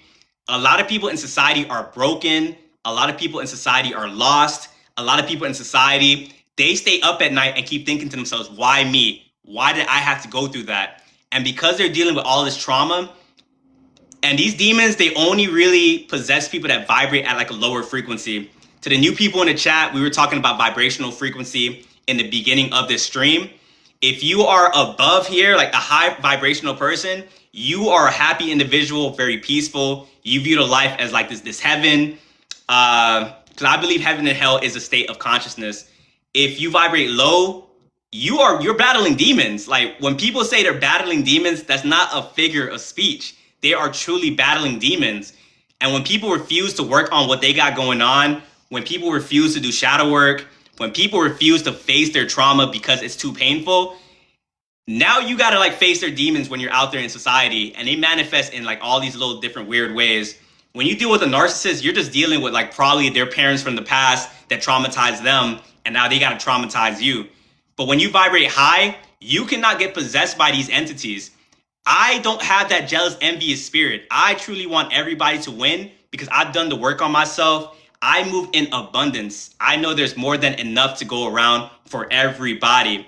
And the funny thing about that too is when you move with that mindset, more and more things will happen for you. When you vibrate low, those people are in a scarcity type of mindset. They think, this is how they think. They think if you win, they think if you get that girlfriend or boyfriend, they think if you get that job, they think if you blow up on social media, that means they're going to lose. That means and it's that spirit in them. It's kind of like altering their mind, this and that. So that's why they're trying to stop you at all costs, because they think that if they stop you, that will raise them up. Like their goal is to pull you down into their hell. But what they don't understand is like, at least when you're learning, these people can slow you down. But ultimately, like you learn how to alchemize the energy, and you use the same attacks that people do on you to catapult you in this reality. I always say this, demons are going to be your biggest, like your helpers, your biggest believers, like your haters. Your haters probably love you more than like your friends, like for the most part, because they see something in you that they want in themselves, and they will watch all your stuff. When you will have your friends, like they'll support you. Like if your friend stuff pops up on your feed, like you'll make sure to like, but you're not going out your way to search because like everyone's like living their own lives. Monitoring spirits, they wake up thinking about what you're doing. It's like, it makes no type of sense. Like they're refreshing the page to see like when you post. They're trying to make sure like they're the first ones to like comment on your stuff, from burner accounts to hate on your post, because they understand that like, they understand too, like if I hate under their post, that's probably going to throw off your confidence and make you not want to post and make you not get closer to the goal. And for some of you guys, like it does affect you in the beginning, but I'm here to say, keep pushing. Don't listen to these like Agent Smiths, these monitoring spirits, because they're all on the sidelines. They're attacking you because they see that you're making moves, that you're figuring it out. When you first start trying to do something, like let's say you first start trying to do social media, or you first start trying to do music, in the beginning, everyone will support you. You're not really dealing with any spirits because they don't really register you as a threat. And they don't really believe, at least some of them, that you're going to get to where you said you're going to get to. But let's say you start making like some progress. Let's say you start getting some followers. Let's say you start getting to like you start hitting certain milestones. Let's say you start dropping your music and now people are starting to listen. Now you're getting a fan base. Now you have people commenting love. Now those monitoring spirits are going to start getting activated in people. People want to see you doing good. They just don't want to see you doing better. People that you perceive to be a good person, they probably are. But the more higher up you go, the higher up you vibrate, you become an exorcist in this reality. You start pulling out people's deepest, darkest demons, people that you get them acting out of character. To everyone else, they are a good person. To everyone else, they're giving support. But when you come around, your frequency, now you cause this person to switch up. Now they decide they want to do something weird. Now they're like, let me go make a burner account. I'm about to comment all these different things, hit their insecurities. Now they're going to try to sabotage you. The person that was once supporting you, now they're talking mess behind your back. And that's just how this reality works. It's lonely at the top. That is a real thing. The higher up you vibrate, the more you're going to make other people uncomfortable. And you have to be completely fine with that. Understand that some people are only in your life for a season. Some people are just in your life to teach you that one lesson. And you will have some people in your life for a lifetime.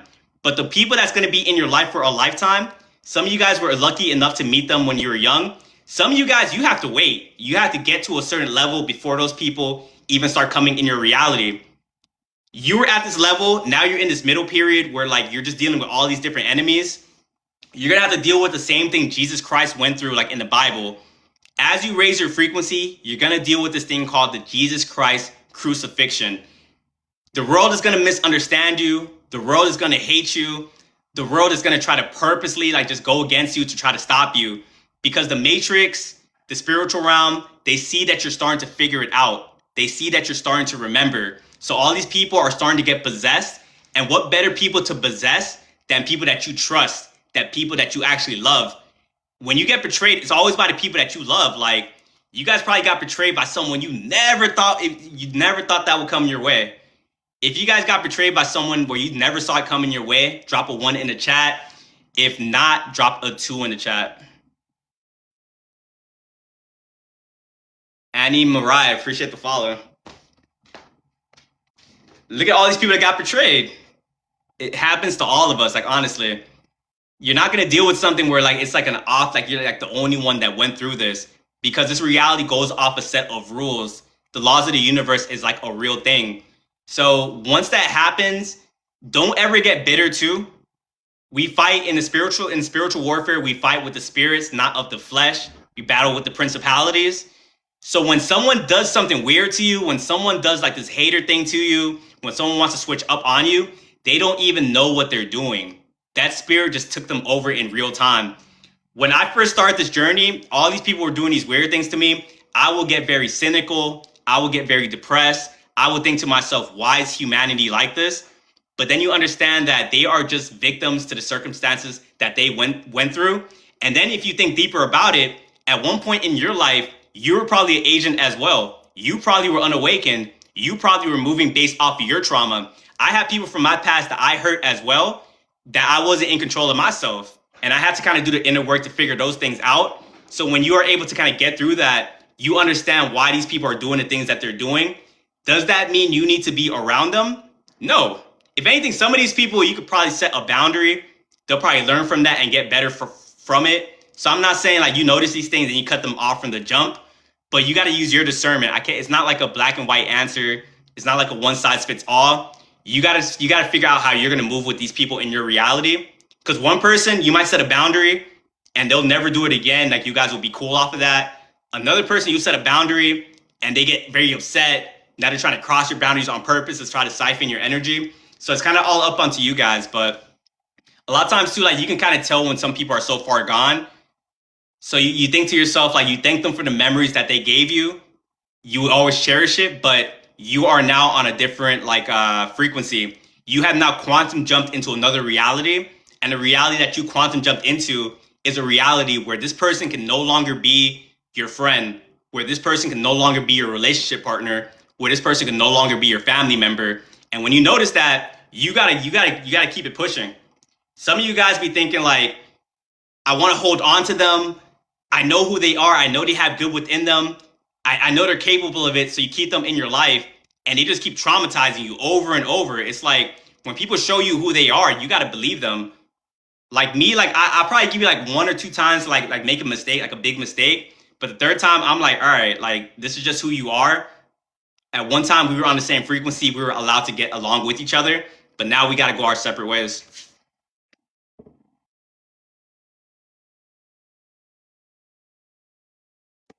But yeah, guys, keep tapping the screens to try to get to that 60K likes. Right now, if you guys got any questions on monitoring spirits, now is the time to ask. For all you guys that's new into the chat, we are talking about spiritual warfare. That's what my account is pretty much structured over. We went over Agent Smiths, narcissists, and monitoring spirits. Setting boundaries was the hardest part for me. Read a book called I Feel Guilty When I Say No. A lot of us, it's hard for us to set boundaries because as a kid, when we were trying to set boundaries, our parents will make us feel bad for it. So because of that, we became people pleasers, we became codependent. And because of that, anytime we tried to set a boundary, we felt guilty. So that book kind of helped you kind of make that transition. What about warlocks? I got that coming. So we talked about narcissists, Jezebels, Agent Smiths, monitoring spirits, energy vampires. We are still going to talk about destiny swappers, warlocks, and different ways of spiritual warfare will try to get your energy.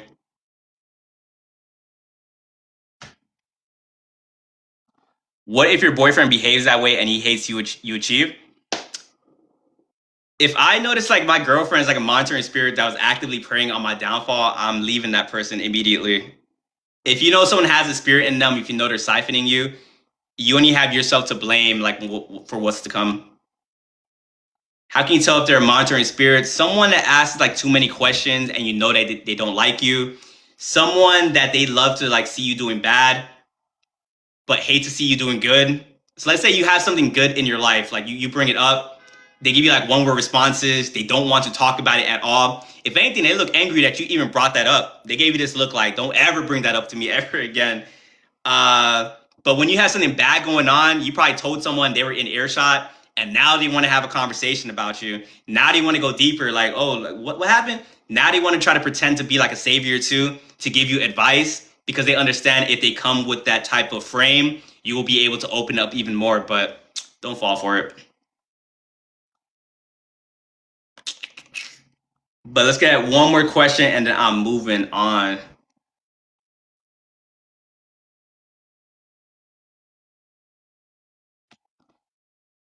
How to do shadow work. Many different ways. I tell people if you're new in this journey, what you're going through is very intense. I am an advocate for therapy. Eventually, your frequency does get to a point where therapy will no longer serve you. But therapy is good for like training wheels. You can start journaling, look up shadow work prompts like online, and meditation is a good one. Start training your mind to know that you aren't your thoughts. It's different ways. But yeah, let's move on to the next part on the list. So right now we were talking about like the different enemies and how they can drain your energy. But not only can it be people, it can be like little systems in place that the Matrix will put into place. And 9 to 5 in itself is spiritual warfare, because 9 to 5 at its core is an energy harvest. Now, before I even get into talking about how 9 to 5 is spiritual warfare, I am not knocking a 9 to 5. Go out there and make your money. But I am going to keep it real and let you guys know that this Matrix has you conditioned into thinking that a 9 to 5 is your only way to make money.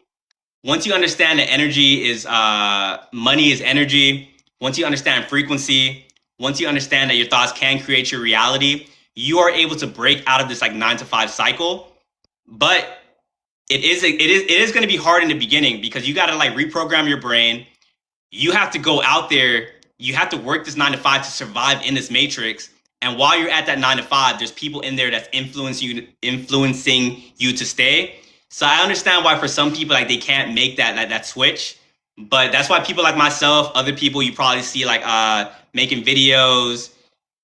Some people you saw like tap into entrepreneurship that you know in real life. These people are kind of here, like you take it like inspiration off of them, and you see that there's another way. Like a 9 to 5 isn't the only way to make money in this reality.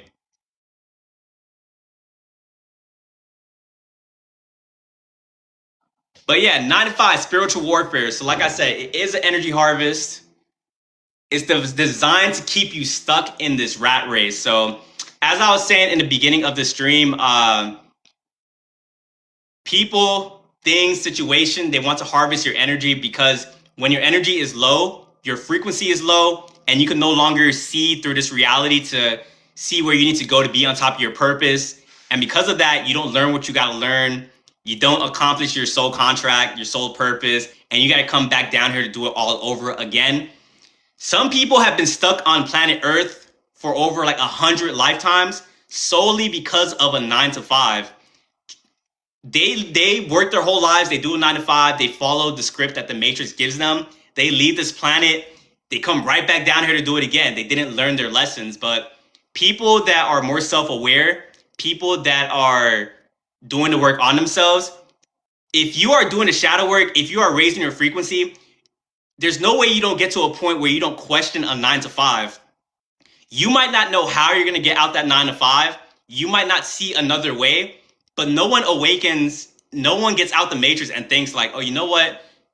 A 9 to 5 is the only way. Like, you're going to start seeing it, you get me? Because you guys have started to work on yourselves, and you guys are starting to do, you guys' critical thinking skills are starting to kick in. Appreciate the heart, man. But yeah, as your frequency is going up, you're starting to get downloads, and like, frequency is just information. Joe Dispenza talks about that in his book, Becoming Supernatural. As your frequency is going up, you're starting to get information. So you get to a point where you start to like look at this 9 to 5 and be like, all right, this isn't a natural thing to do. We weren't put down here to work a 9 to 5. Capitalism is something you were forced to kind of be a part. It's not something you had a say in. You were just born and now you're in the system, and now you got to work all these years and all these different things. At least that's what the Matrix tells you. But you understand that, like I said, energy is everything. So the Matrix, the 9 to 5 is like a 3D social construct. So, and in a 3D, people think they are what they have, like their ego is their identity. And they also believe that the harder you work, the more money you will get. But once you transition over to the 4D, once you transition over to the 5D, you understand that money is energy. If you want more money in this reality, raise your frequency, raise your energy. If you are on a lower frequency, your 9 to 5 is the only way you know how to make money. And if you want more money, like you got like a music festival coming up, you got like a birthday thing coming up, your 3D way of thinking is going to tell you, go work harder, go put more energy into the Matrix, and that will come back to you. And that's just like a waste of energy. So 9 to 5, like what is even minimum wage? Like, I know we're all from different cities, but if you guys could all drop the minimum wage of your city, I'd appreciate that. The favorable spice, appreciate the follow. Got $16 an hour. I didn't even know it was still that low. $16.50. It's not $7.25 in LA. That's cap right there. $20, $15. When you guys go below 15, I don't know if you guys are like joking or not, but $7.25. Okay, I see multiple $7.25. So that's the thing right there. So you are going to a 9 to 5. You're trading your energy for currency, pretty much, to spend in this Matrix. Minimum wage isn't even enough to even like support yourself. You can go, like, you're working on minimum wage, like they said $7.25. You can put in 80 hours a week, and you still won't have enough to like buy your own spot, to get your own car, to survive. So that should show you in itself that 9 to 5 is just an energy harvest at the end of the day. That amount does go up, but even at the same time, it's like, once you understand how energy works, you understand that you can use that energy to get you even more money in this reality from like different sources. And trust me, so once you understand that in order to get more money, all you got to do is increase your frequency. As you do that, you will see money come from you from like all these different directions that you didn't even know was possible. You start raising your frequency, now you got a raise from your job. You start raising your frequency, now some family member left you some money. You raise your frequency, now you got like a refund that came in out of nowhere. And that's just how it is. You have to get into the mode of attracting these things, not chasing these things. Yeah, you can go out there and chase money. You can go out there and just be like, I'm gonna work all these hours and get all this money. That is one way. But if you understand that you are in abundance and you are raising your frequency, then this stuff is just going to come to you. Then you will master this reality. Real, appreciate the follow. So that's one way that 9 to 5 is spiritual warfare, basically energy harvesting, you guys. But also to go deeper with this topic is 9 to 5s are spiritual warfare because a lot of people at these 9 to 5s, they have a demonic assignment to specifically take you out. So if you guys are awakened, if you guys are chosen, star seeds, all these like different terms, you can't be in a 9 to 5 for too long, because what you're not seeing behind the scenes is that there's demons at that 9 to 5 that want you gone. They just want you to give up. They just want to take you for all that you have. So, Divine, appreciate the follow. Demons, they meet in the spiritual realm. They have discussions about you. They try to figure out how they're going to take you out, especially if you're on your purpose. If you are doing what you're supposed to be doing, you are in your gratitude mindset, you're not letting the 3D world really affect you.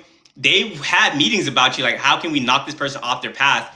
And for a lot of you guys in the spiritual realm, they ask, where is this person the most throughout their weeks? And for a lot of you guys are at that 9 to 5, like 40 hours in a week. Some of you guys are doing overtime. So they understand that the best way to get you is while you're at that 9 to 5.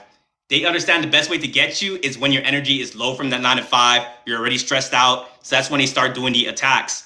But in your 9 to 5, you always have someone that just doesn't like you for no reason. You have people being in competition with you. We live in a narcissistic society. So the more you go up, the more narcissistic people are. So your boss is probably up in there. They're ego tripping. And the thing is, like, this world is a stage. This world is an illusion. Honey, appreciate the follow.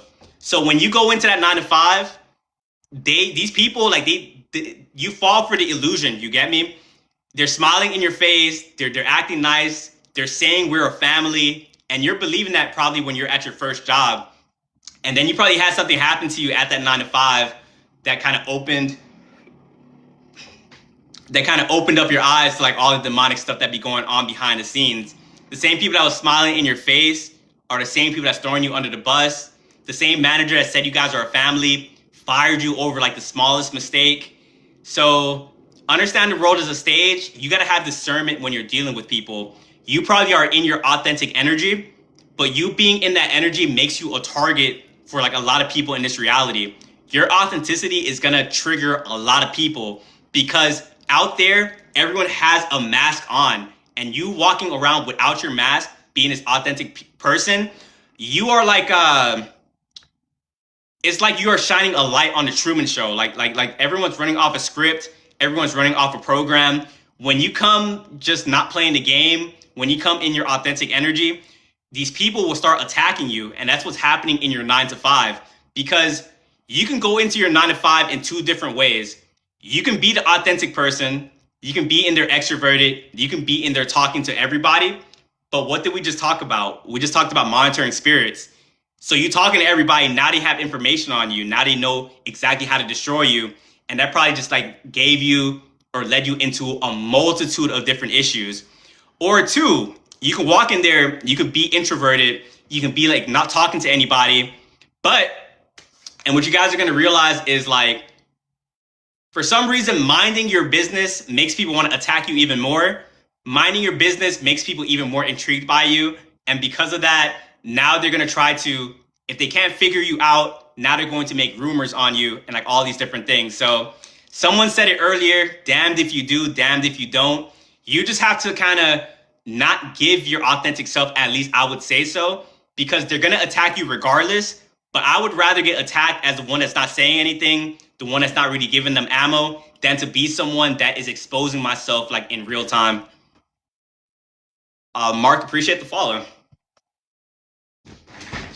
But yeah, so understand that everyone is playing a game up in there. And when you are that one person, you aren't trying to play politic games.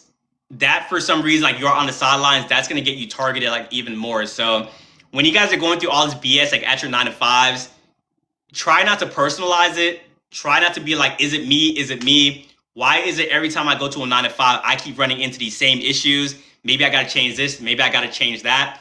As long as you vibrate at that certain level, a 9 to 5 is a 3D, a lower vibrational social construct. You vibrate too high for these jobs. And the thing about these jobs too, because you vibrate at that certain level, You will go into that 9 to 5. They will put you on a pedestal in the beginning. They will love you in the beginning. They will say like, man, we're happy that you're here. The place was like this before you got here. But the same people that put you on that pedestal are going to be the same people to drop kick you off that pedestal as soon as you don't really conform to the way of thinking. So be very careful when you go into a job. They're like overly nice. They're overly trying to like satisfy you, this and that. Because trust me, give it 3 to 6 months time, they will end up switching on you. So you just got to always protect yourself no matter what. Even when they are giving you like this character, this happy character, you have to be on guard at any times because these people are very demonic. These people have evil spirits. The vessel doesn't know what's going on, and because of that, they could switch up on you at any single time. They love you in the beginning, but they hate you. Yeah, just like, yeah, because 9 to 5s have like a bunch of narcissists up in there. Will we ever have peace? That's a good question. So as I was saying earlier, heaven and hell is a state of consciousness. I don't want to like scare you guys, but spiritual warfare is never going to stop. This is like a lifelong thing. But eventually you get yourself to that heaven state of consciousness. You get yourself to a point where these attacks don't really affect you. Trust me, guys, I get attacked every single day. In the beginning of this journey, it made me depressed. It made me not want to leave my bed. It made me want to stay on my phone, covers over my head, not really face the world. But as you work on yourself, as you raise your frequency, you get yourself to a point where they don't really affect you like that. Like you get attacked, you kind of see it for what it is. It's like a kid. It's like a kid coming at you. It's like kids will like do like these annoying things to you, try to drain your energy, but you understand it's just a kid, so you don't really let it affect you like that.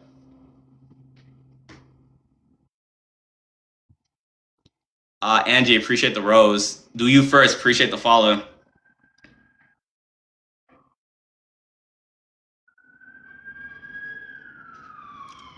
But before I move on to the next enemy on this list, if you guys have any questions regarding 9 to 5 spiritual warfare, now is the time to ask. Anna, appreciate the follow. Zebra, appreciate the hand heart. One thing I see a lot, like in my posts, like anytime I talk about 9 to 5 being energy harvest, 9 to 5 being spiritual warfare, I always have people say, well, how am I supposed to pay my bills? Or how am I supposed to like make money, this and that? Like I said in the beginning, you guys are going to understand that there's multiple different ways to make money in this reality. You just have a bunch of limiting beliefs on you that's stopping you from being able to see that. And you are also conditioned to think that it's a lot harder than it actually is. I don't want to come across as like a condescending way, but you see people in reality that's probably less intelligent than you, but they're like millionaires in real time. And they're not any different than you. You just think too much. You have analysis paralysis. You be thinking like, oh, like if I do this, this is going to happen. If I do this, this is going to happen. You guys have to stop thinking logically. We're in a matrix. Spirituality is a real thing. It is cool like having this knowledge. It is cool thinking this and that. But sometimes you got to learn how to turn your brain off. If I stayed analytical like my whole journey, I probably wouldn't even do TikTok because I would think about all the reasons why it would fail. It is cool to have a plan. It's cool to think. But sometimes you got to turn off your brain, listen to your intuition, listen to your spirit guides, God, source, and you just got to let God take the wheel at that point. And when you start moving like that, things will just start aligning itself in real time. I know what my end goal is going to be. I just don't know exactly what the road is going to look like. But when I think to myself, stop thinking about it, stop getting into my head, put one foot in front of the other, the path always illuminates itself for you. So all that fear that you guys have, like if I quit, I'm gonna be homeless. How am I paying my bills? I need this 9 to 5. That is the matrix working on you in real time. Being fearful is a lower vibrational feeling. Fear stands for false evidence appearing real. It does not exist. If you guys understand that whatever you want in this reality, it can happen for you, and you start moving like that, very fearless, very relentless, and that will naturally happen as you raise your frequency. You don't have to think to yourself like, let me just think like that. Let me just think like this. As you raise your frequency, that will just start automatically happen. And that's why more and more abundance will happen for you guys.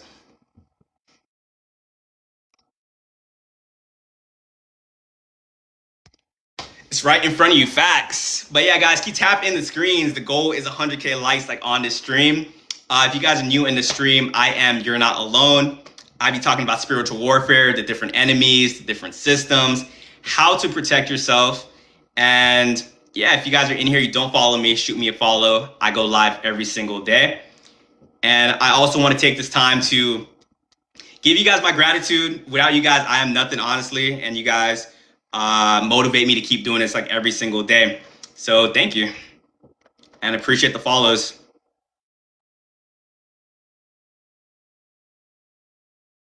And also to tap into my YouTube. It is 2026. I'm gonna start to take that way more serious. Just dropped the video before hopping on the stream. I think I titled it "Chosen Ones Can't Do Modern Dating" or "Modern Dating is Spiritual Warfare." So guys, tap into that when you get some free time. Hit the like button, comment. I truly appreciate it. And let me know you came from the stream. I want to see how many people be hopping over here and going to my YouTube. I am going to start posting my lives on my YouTube as well. So if you guys were in here, you caught one segment, then you had to leave. If you guys hop on my YouTube, I am going to start posting my lives so you can start watching the whole thing. And JB and Spiritual Walk, appreciate the follows.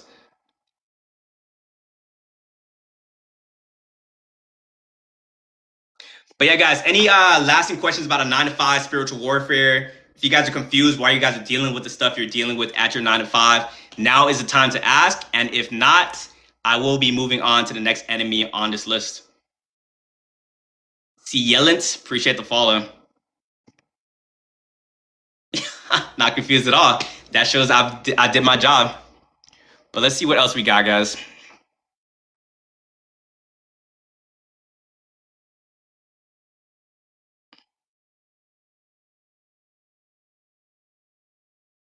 Let's go to Warlocks. Give me 1 sec. I'm gonna take off this jacket.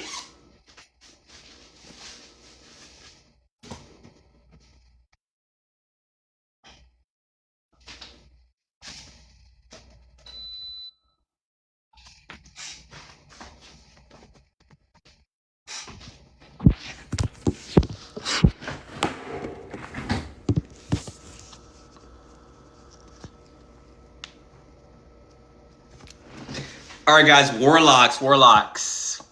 If you guys know what Warlocks are, drop those ones in the chat. If you don't, drop a 2 in the chat. I think my dad is a Warlock. High chance that he is.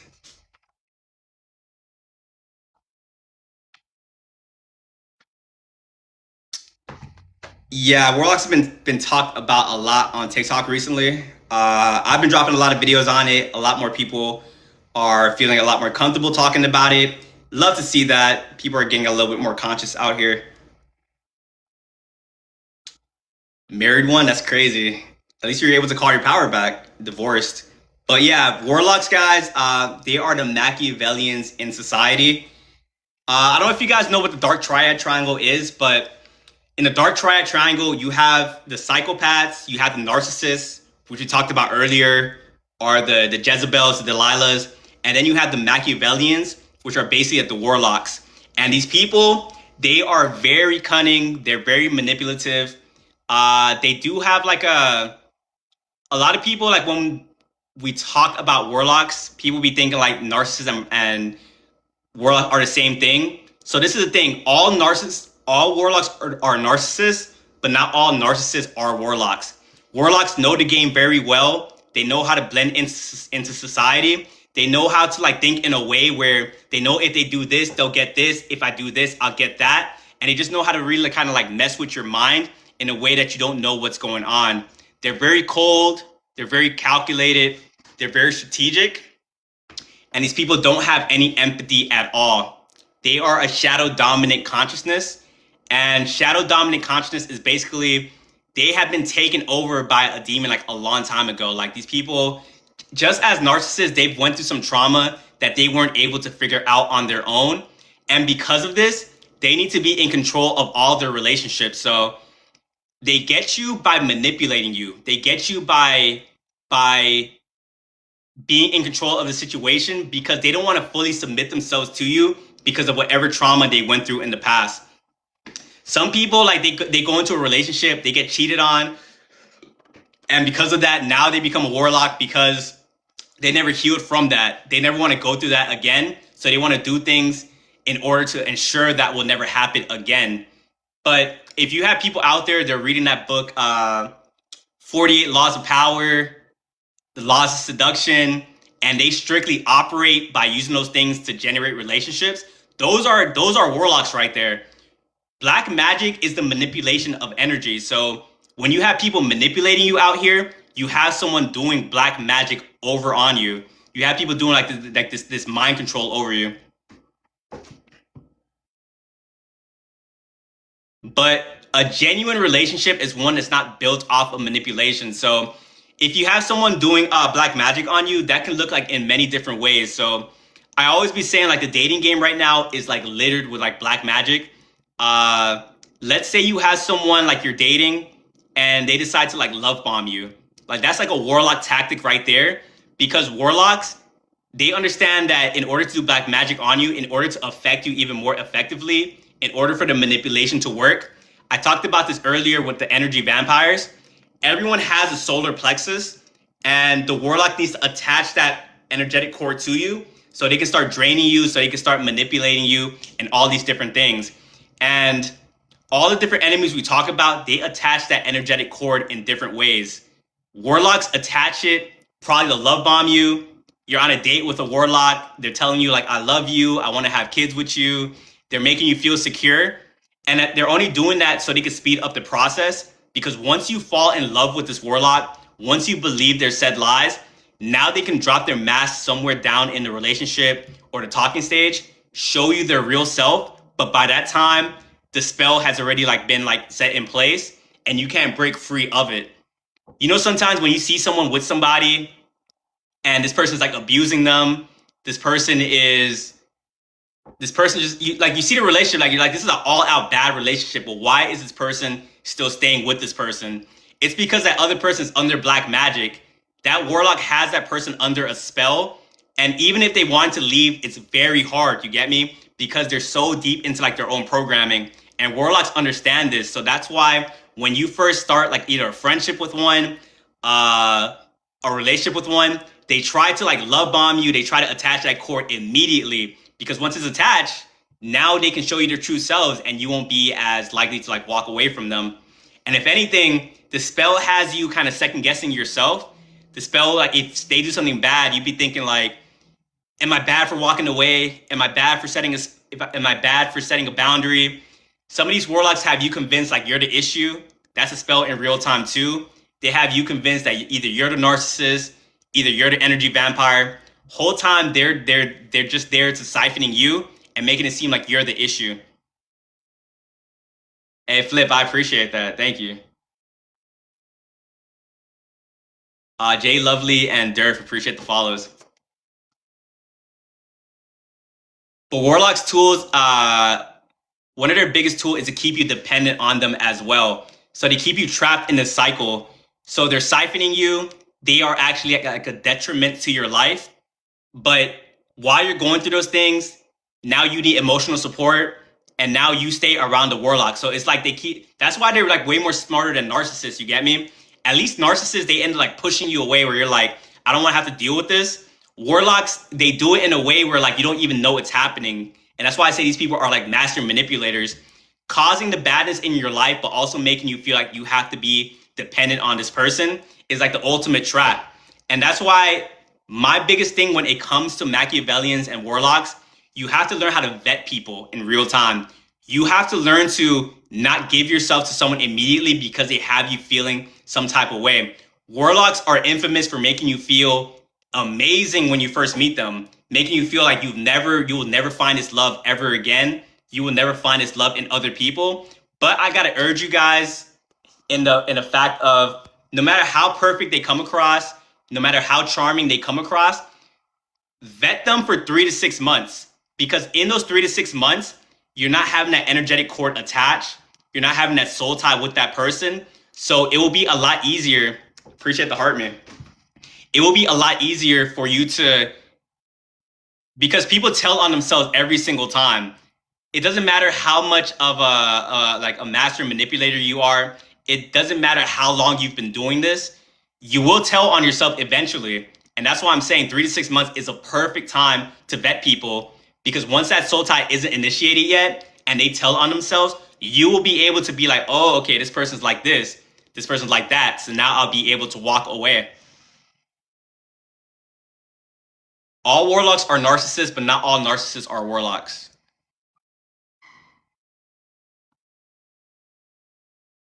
They slowly start showing you who they are, exactly. And once that cord isn't connected, it's like they could show you. And I'm not saying go out there and like someone show you like that first red flag and then like you kind of you walk away immediately. If that wants to be your standard, your boundary, then perfectly fine. But sometimes too, like your pattern recognition, they show themselves one time, keep that in the back of your head. They show you a second time, you're like, all right, this is who this person is. Then you're able to walk away. But warlocks, they subconsciously know this. And there's levels to this as well. All the different enemies I've talked about on this list, they have different levels.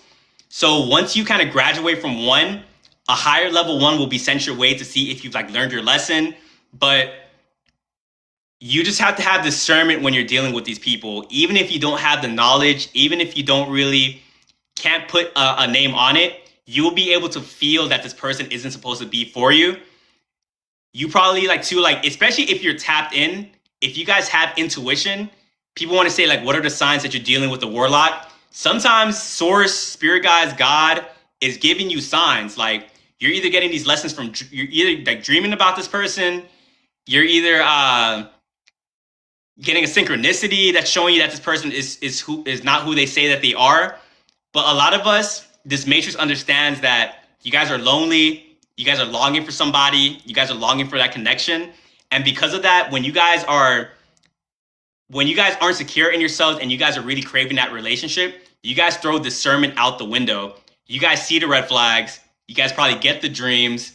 Your friends probably even warn you about this person, but because you're longing for somebody else, you ignore all those different things.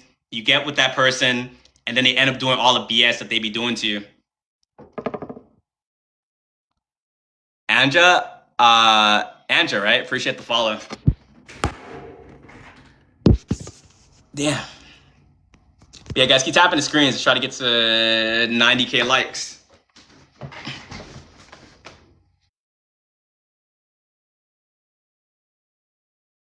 So what's worse, a narc or a warlock? I think it's all subjective. Me personally, I would say a warlock, because like I said, all warlocks are narcissists, but narcissists don't have that that strategic manipulation that the warlocks and Machiavellians have. Lord forbid that you run into a person that hits all those dark triad triangles. So if you run into a person that is a psychopath, that is a narcissist, that is a warlock, those are the people that end up traumatizing you. Those are the people when you date them, you think you dated the devil himself. You get me? And some people understand that like by exhibiting those traits, they can succeed in society. All the people at the top, they use black magic to kind of get up there. You get me? All the rich people in society, they didn't get up there by being a good person. They got up there by manipulating the system, by doing black magic, by making a ruthless choice that you probably wouldn't be able to make. Warlocks, narcissists, this world isn't a world for like empaths. This world isn't a world for like genuine people, authentic people. The more narcissistic you are, the more of a warlock you are, the better you will do in society. And you guys have seen that time and time again. You have went out there, you've tried to be a good person, but you've always finished last. Like because you were a good person, it got you screwed over in relationships. It got you screwed over in jobs, with family members. And because of that, now you choose to stay to yourself because you're like, if everyone out there is operating in black magic, if majority of people out there are narcissists, psychopaths, why do I want to operate in a society that is like that? And that is the goal of spiritual warfare. These people are trying to convert you to the other side. Some people start off as good, then they get into a relationship with a warlock, they get into a relationship with a narcissist, they get traumatized, then they get converted to the other side. And now spiritual warfare is like working in real time. You guys, the good ones, you guys are put here to help with the spiritual warfare. You guys are put here to show people that there's a better way. You don't have to fight eye with an eye. You don't have to stoop down to these people's level. And then you understand when you keep moving like that, you go up ranks in the spiritual realm. Because you're not a ruthless person, because you don't seek out revenge, retribution, because you don't play these people's games, now you get this divine protection over your life. So where now you realize that you don't have to fight these battles yourself. If someone does bad to you, sit back, go live your life, and understand they're going to get that karma like times 10. And also, if you truly are divinely protected, that information will always get back to you regardless. If you had someone out there doing black magic on you, if you had someone out there trying to traumatize you, this and that, and you're like, all right, you got it, and you walked away, now they have like all those spirit guides, God, source, is coming at them with all that force, you get me? But it's all by design too, because everyone gets the punishment that is like worthy of the crime. These warlocks, these narcissists, I'm not going to say they're fully gone. A majority of them are. But if like these narcissists, like they go through an ego death, they can come back. It's extremely rare, but it can happen. But that's the reason that they get their karma to begin with. Because the karma, whatever they go through for going against you, is to make them have to self-reflect. It's to make them have to kind of take accountability, to learn from what they're doing and to become better people. But a large majority of them, they don't understand how this stuff be working. So you'll probably have someone attack you, they get their karma. They'll attack you again, they get their karma. They'll attack you again, they get wounded, they take a couple months off, and they come back and traumatize you again, and a cycle repeats itself. And that's why some people are stuck like in this reincarnation trap, because some people are incapable of self-reflecting. Some people are incapable of like learning the lessons to kind of come back from this. So that's why they keep on reincarnating. But some of you guys were probably going down a dark path and your karma was so bad, you guys probably hit a rock bottom, and then you guys came back with all this empathy. You guys know what it feels like to be down and out, so now you don't move like that anymore. Now you became a good person from it. Some people hit rock bottom and become even worse. Some people hit rock bottom and become like a menace to society. So not everyone is built like you. Not everyone is learning these lessons like how they're supposed to learn it. Yeah, but warlocks, guys, truly watch out for them. More of them are popping up into society. When people make books on how to manipulate, that's a spell book. When people are making these YouTube videos on how to manipulate others, that's just them like trying to spread the black magic, this and that. Trust, if you guys operate in manipulation, black magic, you might be able to get the person that you want to get, but it's never going to be a genuine relationship. Warlocks, they can never really have an authentic relationship with you because they always think someone's out to get them. They're very paranoid. They think everything is like an attack against them. And because of that, they can never enjoy the person for who they actually are. They'll have control on it. They'll probably have that other person over mind control.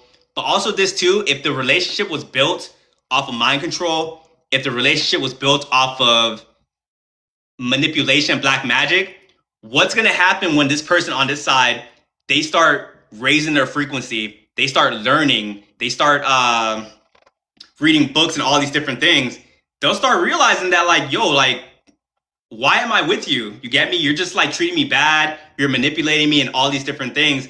And that's what happened to a lot of you guys.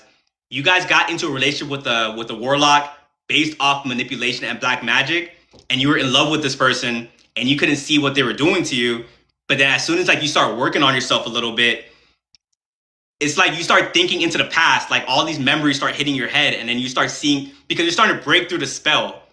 And also understand this too, the Matrix itself is a macro level witchcraft spell. And all of us was like once upon a time under it. And how did we get out from under that like manipulation of the Matrix? We raised our frequency, we opened our third eye, and as our frequency was raising, as our third eye is opening, we start to see through the spell, and it was no longer able to affect us. And that's the same thing with these warlocks. So once you was blind, but now you see. Now you're thinking back into the past. You're thinking like, how didn't I catch that sooner? And because of that, a lot of people get down on themselves. They're like, how did I allow this person to do what they were doing? But trust, it's just, that's manipulation. That's black magic. Like, that's how they get you guys. The Matrix is black magic. The Matrix is let me pin that if anything.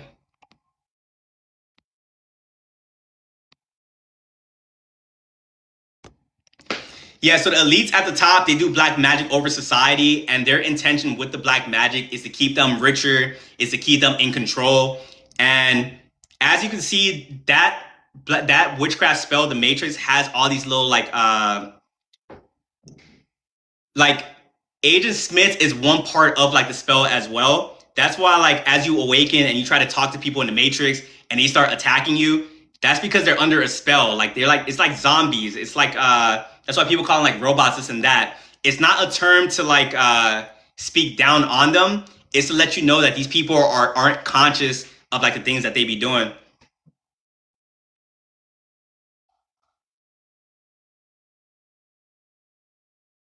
What's up, Mario? But like I said too, so people only really get possessed when they're vibrating at a lower frequency. You raise your frequency, you won't really have to deal with these things. You get me? You're in a higher frequency. Now you see through the Matrix. Now you see through manipulation. You guys probably at one point, you guys were naive. You guys were getting manipulated by everybody. But now that you raise your frequency, you can see manipulation clear as day. You can see manipulation as clear as day to the point where when someone tries to manipulate you, you get offended. You're like, why did this person do like a level 1 manipulation tactic on me? It's not the fact that it's a level 1 manipulation tactic. It's just now that you are able to see through it. Your sixth sense is picking up on it. Your pattern recognition is seeing through these people. Your discernment sees why they're telling you certain things. And that is your protection in the spiritual warfare. Yes, people can operate in black magic. Yes, people can operate in all these little like dark spells, hexes, this and that. But light will always prevail over the darkness. So as you are going up ranks in the spiritual realm, you're getting your very own spiritual gifts. You are now able to have discernment. You see through these things. You now are clairvoyant. You now have dreams. Like before someone does you bad, you have dreams about like this person doing you bad. You're with a warlock. This person's probably cheating on you. You got a dream about it. Believe those dreams. Like warlocks, they're gonna try to gaslight you, all these different things. If you're dreaming about these things, you're having intuition. Don't let people gaslight your intuition. Like that is like your weapon in the spiritual warfare. This world is built off of lies. This world is built off of deception. But now you have the ability to see through it. And now you can ignore that said gift that is given to you. Nah, you gotta believe it all the time. Don't be thinking too like you're going to confront someone on manipulation. You're going to confront someone on bad things that they be doing behind the scenes and think they're going to be like, oh, you know what? You're right. I shouldn't have done that. That's a possibility. But a majority of time, if you understand you live in a world built off of lies and deception, why would you being the one exposing that? Why would they admit to it?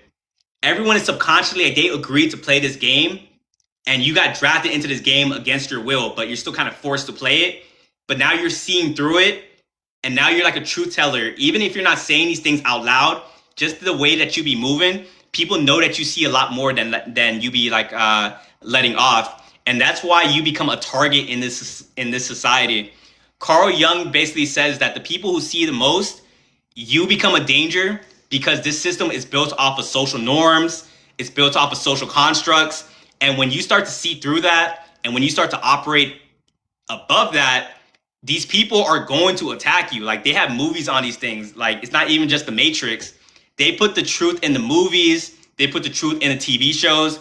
But when your third eye isn't open, you're taking all these things at like face value as just like entertainment.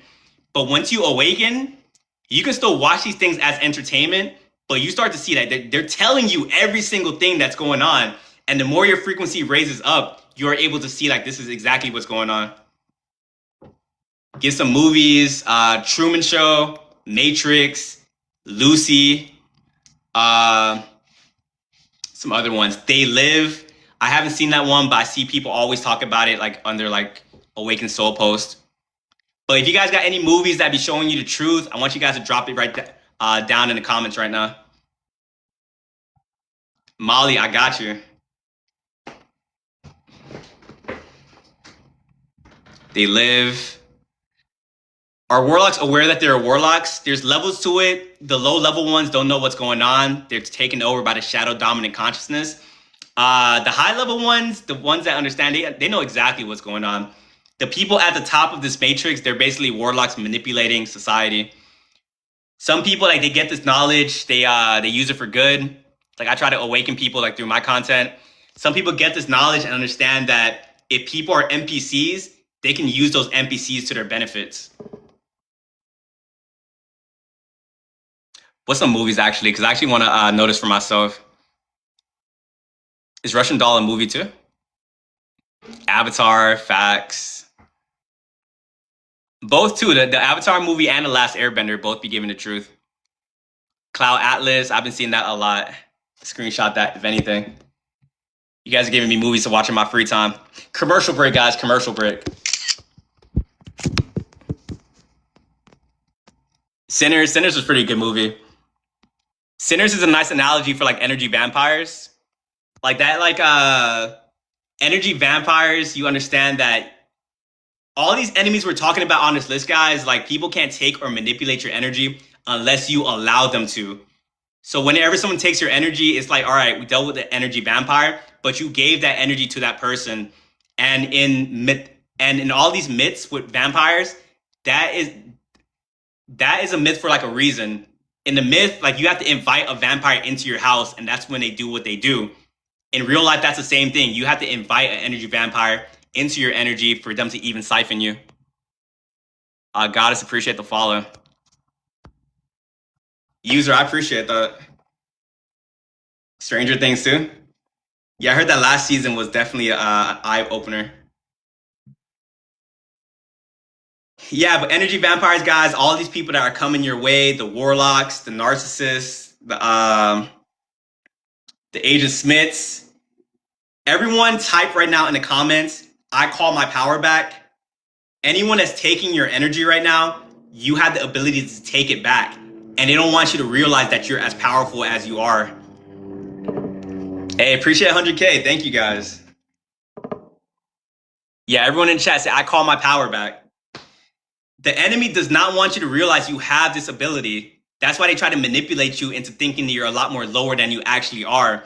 But once you start like learning about this stuff, once you start raising your frequency, now they're scared of you because they like playing around with you guys when you guys were naive. The game was hilarious to them. The game was fun. They're like, all right, you don't know what's going on. I can manipulate you. I can do this. But now that you know what's going on, now that you're bouncing back, now they don't want to have nothing to do with you. They're like, get away from me. Now they're calling you the witch, the warlock. Now they're calling you the narcissist. These people are going to project everything they can on you. Exactly what people did to you. Now they're going to project that onto you because they're in a victim type of mindset. They can never be at fault. So now they got to make you an enemy for the things that they did to you. Like, it's very weird. Call my power back. Call my power back. It's extremely powerful chat today. But commercial break, guys. Appreciate all you guys being in the chat. Thank you guys for getting me to 100K likes. Keep tapping those screens. Also, too, if you guys do miss parts of this live, I'm going to upload this full live to my YouTube. So go ahead and, yeah, subscribe to my YouTube. And when you guys watch my new video, type TikTok live so I know that you guys came from over here.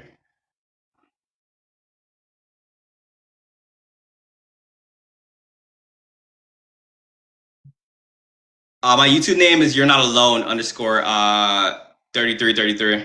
So exactly how my name is on here, but 3333. Also tap into my Instagram. All of that link is in the bio. But going back to like the spiritual warfare, a natural explorer, appreciate the follow. So we talked about all these different enemies, how to get your energy, and hopefully by now you guys understand that like these people can't take your energy. So unless you allow it, and you guys give your energy based on like your childhood wounds, how they manipulate you and all these different things. But just get around people that's on a similar frequency as you guys. And when people are on a similar frequency, they won't be operating in all this like dark stuff right here. Try not to get to a point in your life where you think everyone is a bad person, everyone is doing this. You yourself is an example that shows you that not everyone is bad out here. When you look in the mirror and you know to yourself you don't operate under this, that should be proof enough that not everyone is doing this, and should give you even more motivation to not want to like convert to the other side. And it's 333. It's 3333. Shay, appreciate the follow.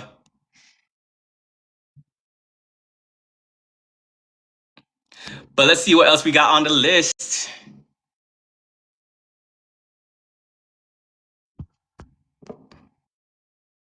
In the meantime, guys, keep tapping the screens. I gotta find this other one on here.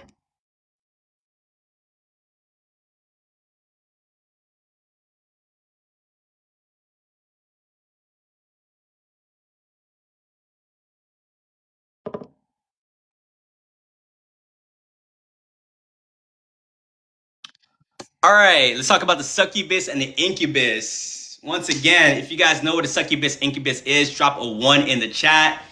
Oh, what's up, FD? What's good? How are you? You're wise beyond your years. I appreciate that, son. But yeah, 1's in the chat if you know what a succubus incubus is. 2 in the chat if you don't. This is a new term for you guys. Megan, appreciate the follow. Red Sonia, appreciate the follow. Things like half and half, half and half. Amani, appreciate the follow.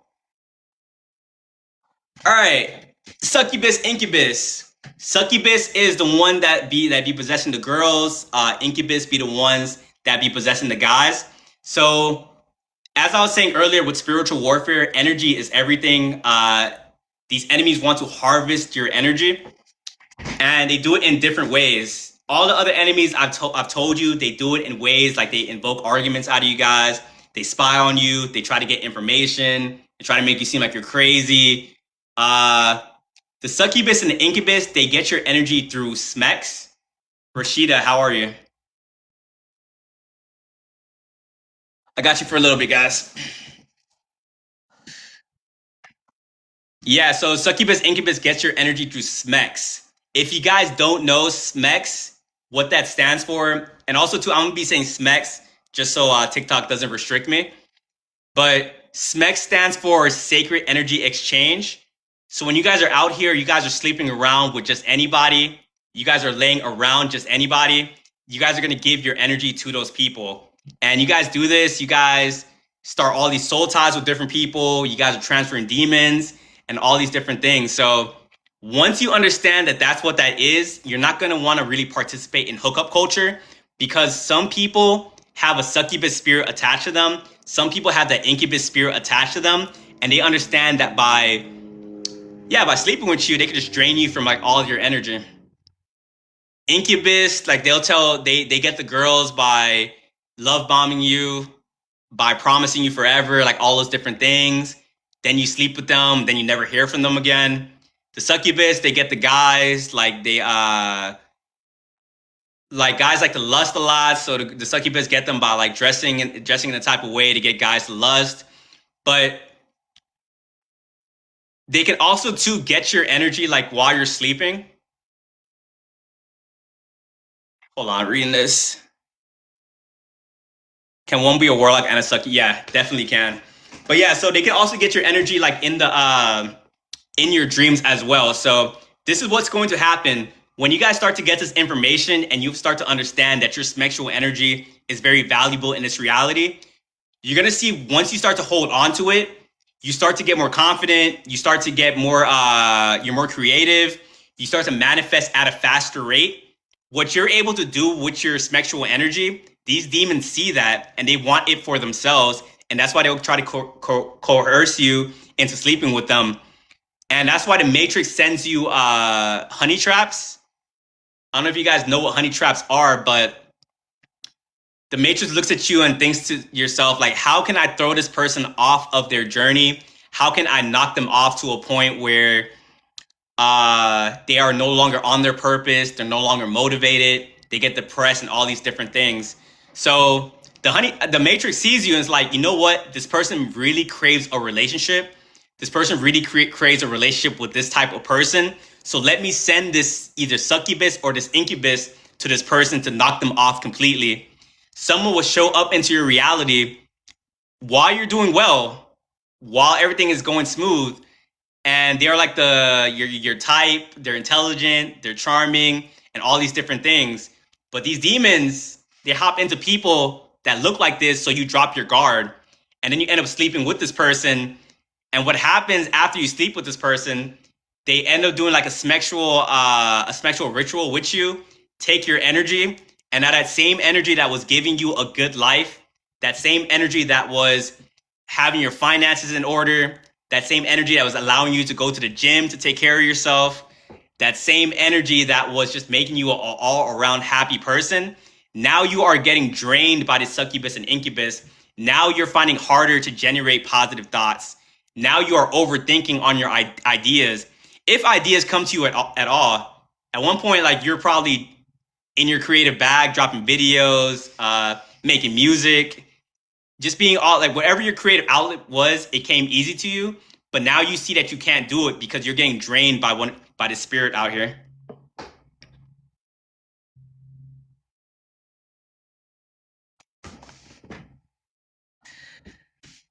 And like I was saying earlier, if they can't get your energy into 3D, if these honey traps, these succubus, these incubus are being sent your way, but you are staying disciplined, you're seeing through the games, you're seeing through the manipulation, now they're like, all right, we can't get you here. We're going to get you in your dreams. So like while you're dreaming, you guys start having all these sexual dreams. That is not just a regular dream. You are getting attacked by a succubus and an incubus in your spirit. And you choose in your dream if you want to give that person your energy. So,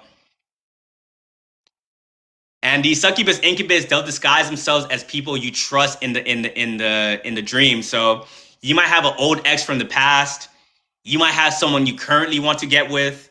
You might have someone that will just cause you to drop your guard down in your dream, and you end up sleeping with somebody in your dream, and you end up giving that person your energy. So understand, just as disciplined as you are in the 3D, you have to be that same way in your dreams as well. And I get you. Some of you guys don't. You're gonna think like it's impossible. Like, how am I supposed to do that? I'm not in control of my dreams. It just happens. Trust me, you can be in control of your dreams. Lucid dreaming is a real thing. If you guys don't want to train yourself to lucid dream, you get those thoughts, you get those dreams based on you guys like lusting like in the 3D as well. So just staying away from the person, avoiding the succubus, incubus isn't enough. You guys have to take precautions to not be a lustful person. And if you guys aren't lusting in the 3D, then there's a high chance you won't have these dreams you won't have these dreams. But also too, if all else fails, if you're feeling it, if you're seeing it's hard to kind of step away from lust, go to sleep in a fasted state. Recognize spiritual warfare isn't just in the 3D. Some people, you go to sleep, and if you're like you're on top of things, you're high vibrational, now you're just not going to get attacked in the 3D. Spiritual warfare is going to happen as soon as your head hits that pillow. So for me, I go to sleep in a fasted state. Fasting is a big way to help against spiritual warfare. I don't know if I said it throughout the stream, but yeah, I'm in a fasted state like every day. When you're in a fasted state, you are in a higher frequency. You have more clarity. Demons don't affect you at all for the most part, the longer you be fasting. So if you are sleeping in a fasted state, you don't really get those, you don't get those dreams.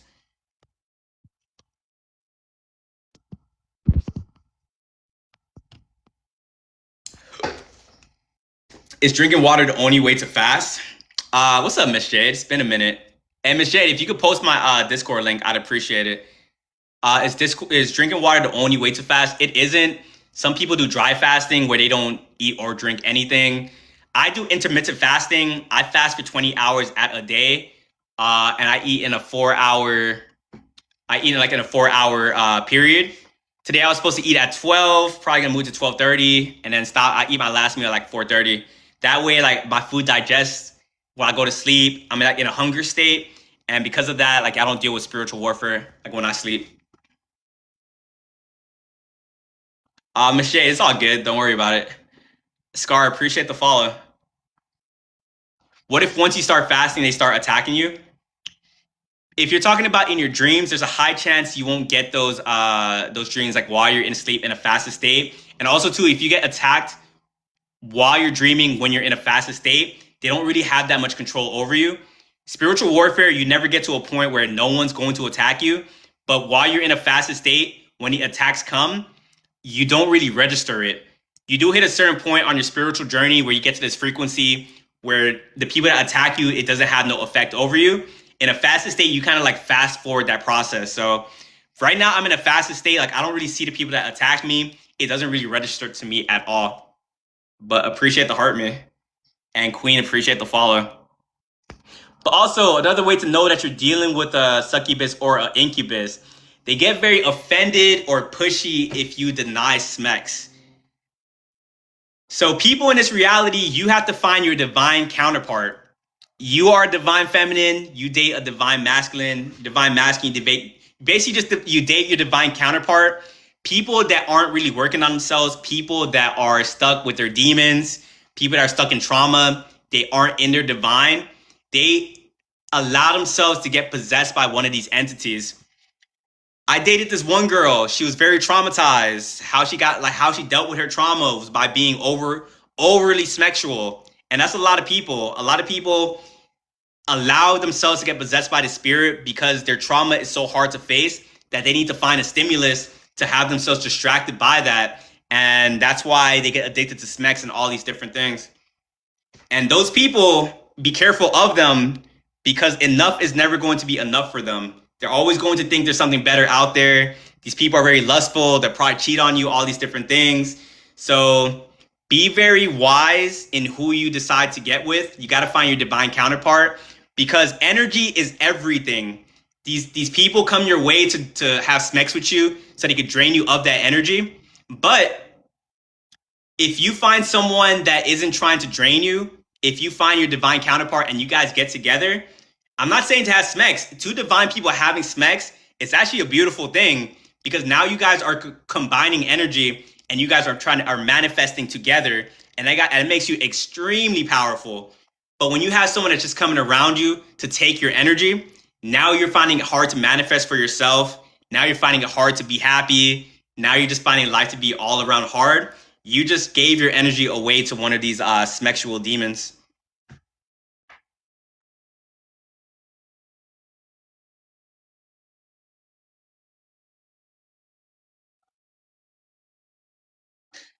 Sophia, appreciate the follow.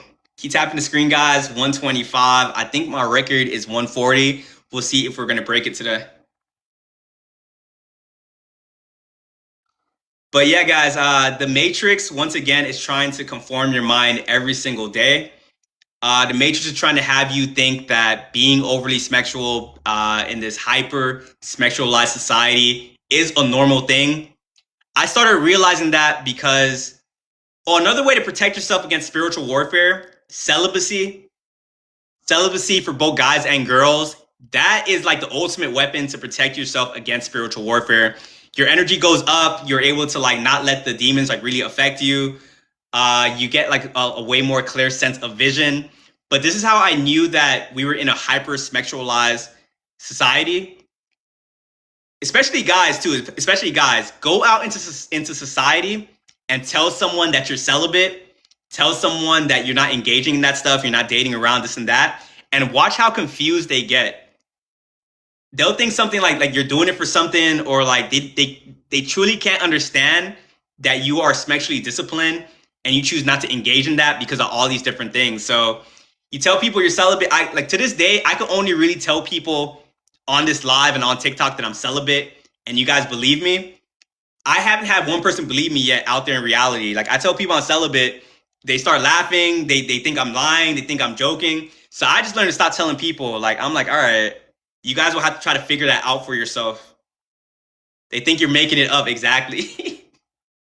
Tell someone I'm celibate. I still have a friend messaging me like, are you down to go to the bar? We're going to get some. I'm like, I just told you I'm not doing this.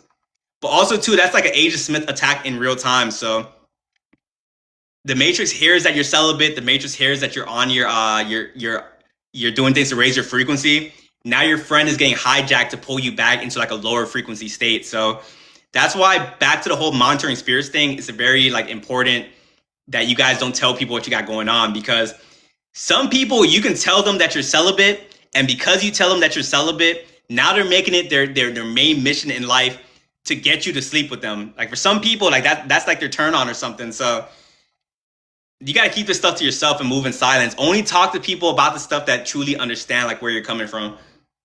ZY, I appreciate the follow. Can they take your energy via phone too? They definitely can. Like, how can people take your energy through the phone? For example, like I'm doing this live. If people come in this live and start hating on me, and I start responding to them like, why are you hating on me? Stop this. I'm not that. I'm not this. I'm not crazy. That's them taking my energy in real time. They're able to take it through the phone.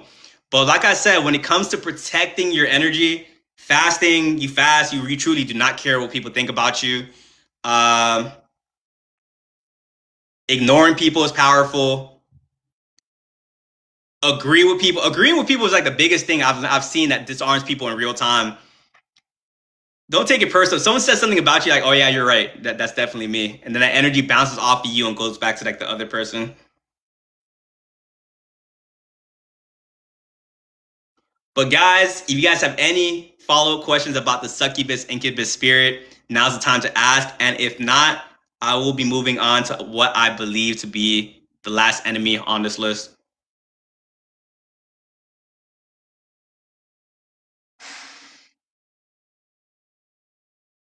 Hey, appreciate the gift. Thank you. What's that name? A natural explorer. Zoe Lou, appreciate the follow. Appreciate the heart, man. How to purge yourself from these spirits. If you feel like you have these spirits on you, you just got to raise your frequency. The people that get possessed by these spirits, they vibrate at like a lower frequency. So they went through some trauma in the past, and now that demon is like manipulating them because of their trauma. You start doing shadow work. Like, let's say like you have like a monitoring spirit on you, or let's say like you have that succubus incubus spirit. You start doing shadow work. You start learning about yourself. You start reading books. Books are a ball of energy. Each book that you read gives you more energy, increases your frequency. The higher up you go, like these spirits just kind of fall off of you. You will notice you start thinking in a more positive manner, a more pure type of mindset. AN, guys, I appreciate it. About to break my record, guys. There's a lot of nuggets in the Bible. I be studying the Bible from time to time. Just with the Bible, you have to learn how to read between the lines.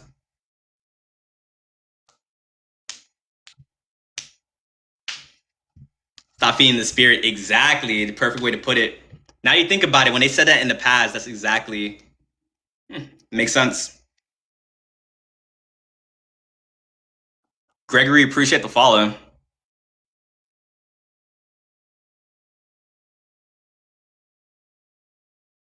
You read between the lines.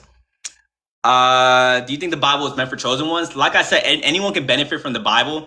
Now, you guys hear me talk about the Delilah spirit, Jezebel spirit. Those are biblical terms. I watch people that break down the Bible to me. If you guys want someone I get a lot of my information from, Mark the Messenger. Very cool creator. I think he has like 700 subs on YouTube. He made me hip to like a lot of these different things. So you guys could tap into him. And last thing I'm gonna say about the succubus and incubus spirit, if you guys get attacked a lot in your dreams, you guys have a lot of sexual dreams, cover your mirror while you sleep. Mirrors are like portals to like that other realm where demons could probably try to attack you. So a lot of you guys, like, you don't cover your mirrors, so you deal with a lot of sleep paralysis. You deal with getting attacked by the succubus, incubus. Start covering it, and you will notice like those dreams will probably will lower, if anything, go away completely. You probably won't even deal with sleep paralysis anymore. If the mirror's not in your room, you're good. Yeah, just put a blanket over it, if anything. Hey, we hit 140K likes, guys. I appreciate it. That is a new record for me. Appreciate all the support. If you guys are in here, shoot me a follow. I go live like every single day. If you guys are in here, you wasn't able to catch the whole live, I am going to drop this whole live on YouTube. This was a Spiritual Warfare 101 live. We talked about narcissist Jezebels, Agent Smiths, monitoring spirits, energy vampires. Right now, succubus, incubus, 9 to 5 being spiritual warfare. And yeah, go ahead and comment, like, share my newest video on YouTube, and also comment TikTok live so I know you guys came from here. MZ, appreciate the follow. But let's go to this last enemy on the list. If you guys have been here from start to finish, I appreciate the support. Hopefully you guys gain some wisdom from this live. I don't try to put my beliefs onto other people, but maybe what I said sparked an epiphany in your head. But yeah, I appreciate you guys rocking with me.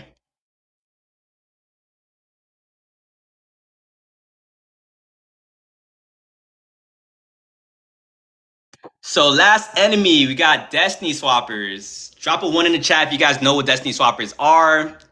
Drop a 2 in the chat if this is your first time hearing about them. Leo, appreciate the roses.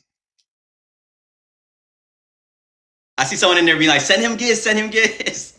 I don't do this for money. I do appreciate the gifts, but you guys don't have to send me gifts. I don't do this for money. I'm just walking in my purpose. You got a lot of ones. Destiny swapping is like another trendy term here on TikTok. And the community do be split on this term. You got some people like they know what it is. You've went through it. You got the vision for it. Other people will tell you like, oh, this isn't real. Stop talking about it. But also too, like when those people say that, I advise you guys don't try to convince them otherwise. Some people won't see things unless they went through something and they have the vision for it. But you gotta let people believe whatever they want to believe. But yeah, so spiritual warfare, like I said in the beginning, these are just all energy vampires at the end of the day, and all of them siphon your energy in different ways. The Destiny Swapper is a one that's always been kind of weird to me because these are the people, they hate you, but they copy you.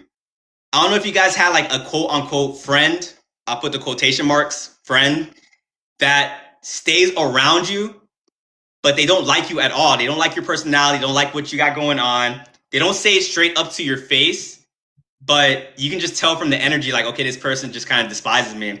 But they kind of still see you as the blueprint. And because of that, they want to copy what you got going on. But at the same time, too, in order for a Destiny swap to even work, they have to lower your self-esteem. Because when your self-esteem lowers, you start doubting yourself. And now you don't want to do what you were kind of put here to do. So let's say like you guys are into, what's a thing? Let's see. You guys want to do music and you start dropping music. Everyone understands that with music or everything, there's a learning curve. So you are figuring things out as you're going, but you have this one person in your life. They talk mess about it. They tell you like, why do you think you can do that? They tell you like, you're never going to make it, this and that. And they might frame it as in a way like they care about you and they only want what's best for you. But at the same time too, now you see this person doing music. Now you see this person like trying to make it in an artistic field. And they got that idea from you, but these people will never admit that up front. You just kind of notice these things, you peep it. But when you don't have the knowledge on what a Destiny Swapper is, you don't know what's going on. And you think this person is a genuine person, which will make you want to probably give it up altogether. Especially when you just start like a new endeavor. Like if you want to do social media, you're trying to do music, you're trying to do YouTube videos, you're very like sensitive like in the beginning. Hey Nati, I appreciate that. Hey Nati, if you could post my Discord link, I'd appreciate it. Yeah, when you first start something new, at least for maybe not all you guys come out the gate being extremely confident, but some of you guys are sensitive because it's something new, it's the unknown. So anything someone tells you, especially if it's coming from like a friend or a family member, you are quick to be like, you know what, maybe this isn't for me, because you are putting your value into what other people think about you. Now, I get why some people don't think Destiny swapping is a thing, because they think like, oh, like for one, the name is very confusing. I feel like we need like another name for it, but people hear Destiny and they think like, oh wait, that's your destiny, it's for you. You can't. All it means is like people are manipulating you in order for you to think that you can't do a certain thing. You are very powerful in this reality. You have the power to manifest whatever reality you want for yourself. But if someone comes around you and manipulates you, now you're thinking you're going to create another reality when you don't know when they did that, they initiate that Destiny swap in real time. Yes, soul contracts is a thing. Yes, you are put on this planet to accomplish a certain goal, but I believe in reincarnation. I don't know if you guys in the chat You guys know that the planet is a reincarnation trap. So the person that tries to do the destiny swap on you, there will be people that say like they can't do that, it's impossible. You will ultimately get to your goal, but I'm trying to master all this stuff in my first go around. I'm not trying to come back down here. I don't know if you guys enjoy Earth, if you guys enjoy this environment. I think Earth is very ghetto. I'm not coming back down here. I'm trying to learn my purpose. So all Destiny Swappers, stay away from me. I'm staying on top of my goals, like 100%. Some of you guys get manipulated into thinking that this isn't what you were put here to do. And now you guys end up coming back down here.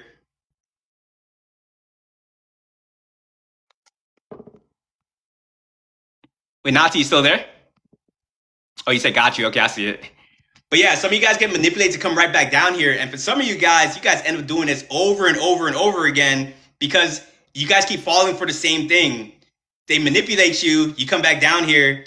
You get back onto the path to do it again. And then you have another enemy convince you that it's not you again. And now you're back here on Earth. So that's why it's very important to not tell people what you got going on. You got to move in silence.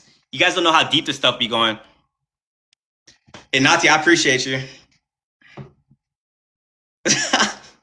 Yeah, I tried the free trial on Earth, guys. It's not for me. I feel like an alien walking amongst humans.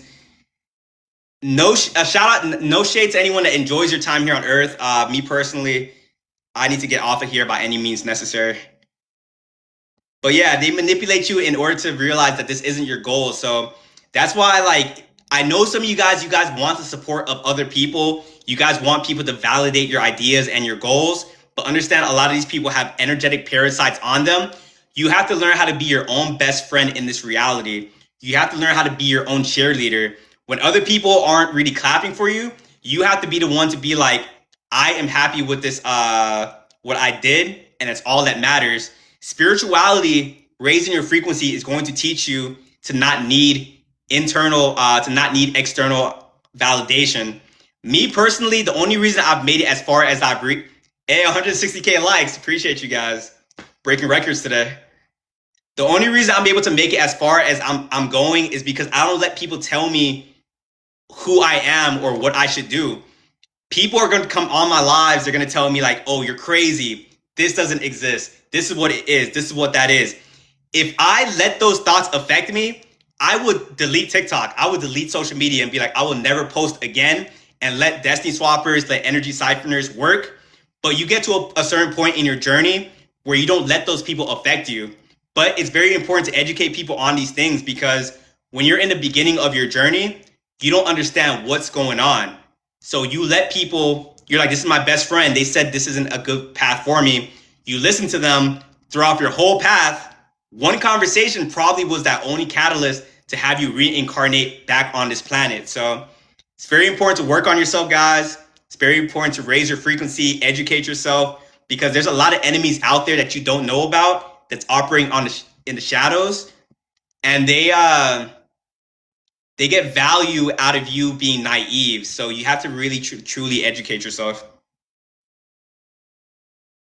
Like me, got so much to learn, and that's what you're gonna learn about, like knowledge and wisdom. People do call me wise, but I do accept the compliment. But the more you learn, the more you understand that you know nothing. I educate people on the things that I know, but I do know there's so many other things out there that I don't know. There's going to be new levels, new devils. And that's why I tell you guys to don't be afraid to live your life. Sometimes you get this information and you want to stay in the house and think like, oh, it's very demonic out there. I don't want to operate with people. But you only know what you know because you've went through certain things. Like, you will never get yourself to a certain point where you will be able to avoid every single attack that comes your way. You shouldn't think like that. You should be happy to go out there and fail forward, learn from the mistakes, because each mistake you learn from, each enemy that tries to do you wrong, like, you get like another piece of the puzzle in order to add to your knowledge, in order to kind of elevate yourself.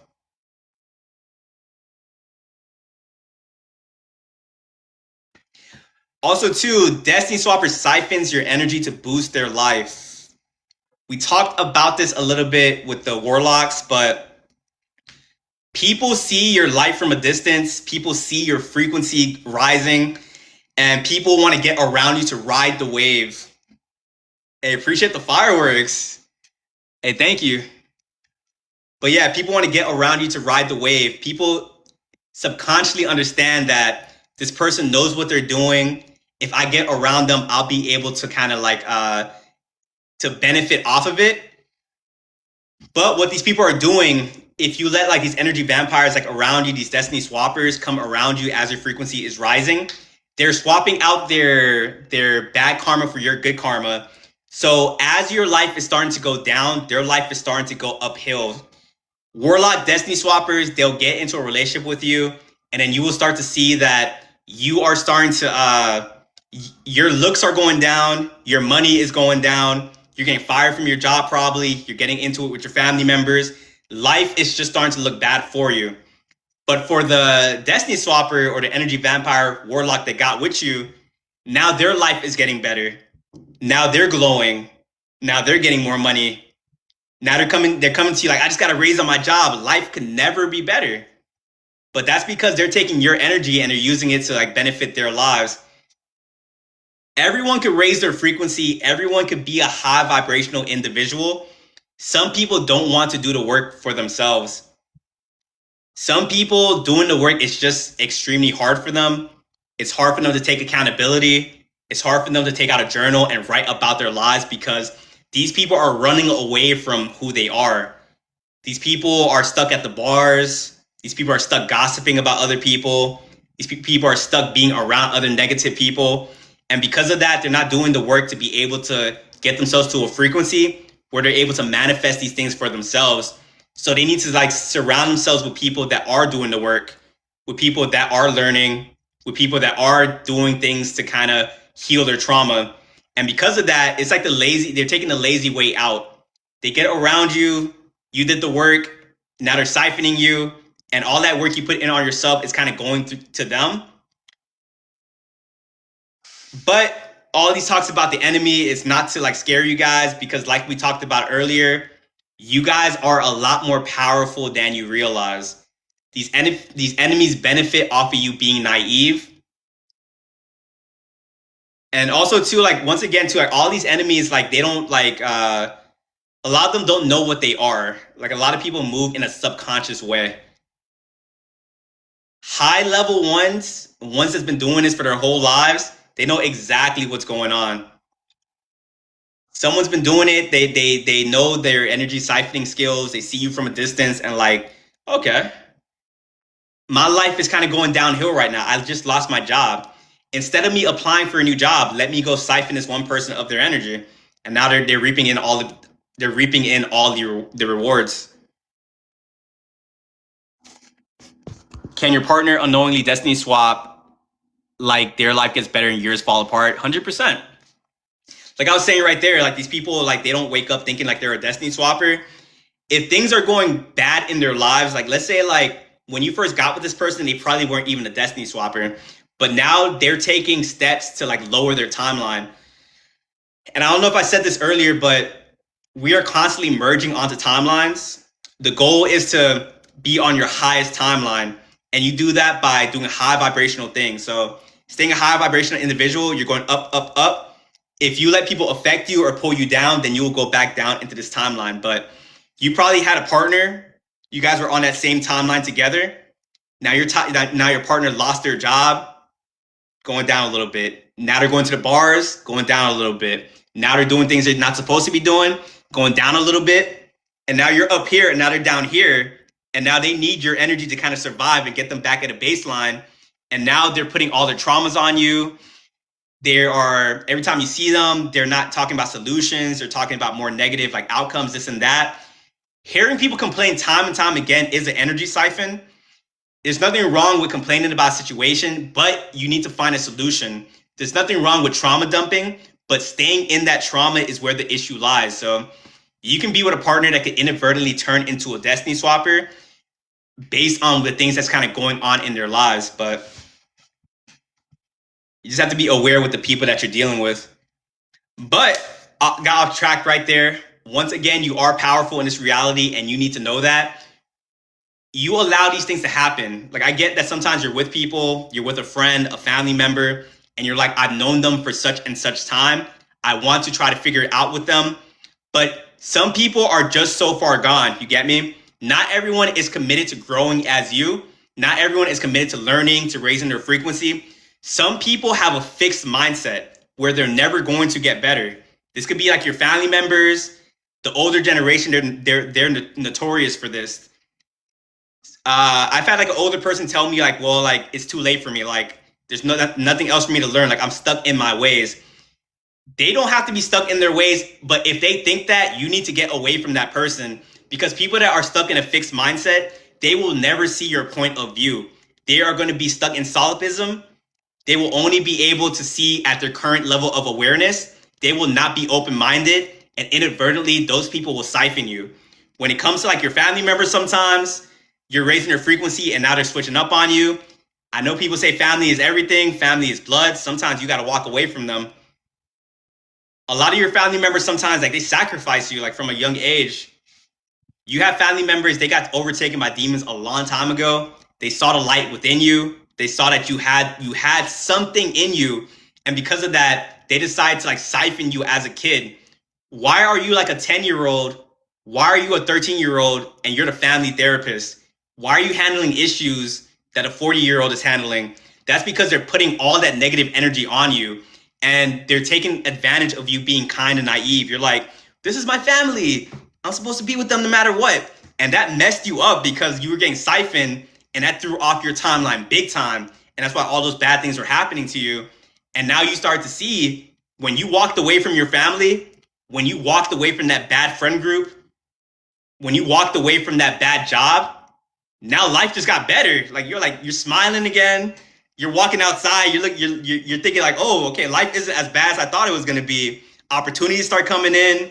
People start supporting you. You're like, okay, life isn't as bad as I thought it was, but these people were siphoning you for all that you had. So when you see that that's happening, you have to learn how to walk away. Walking away, staying silent is going to be your biggest weapon in the spiritual warfare.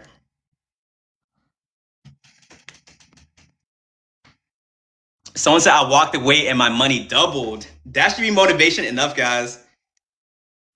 Like I just made a video too. Like I'll probably drop it as soon as this live ends. But being with the wrong person, like you could be with a warlock that's like draining your finances. You get me? G, appreciate the follow.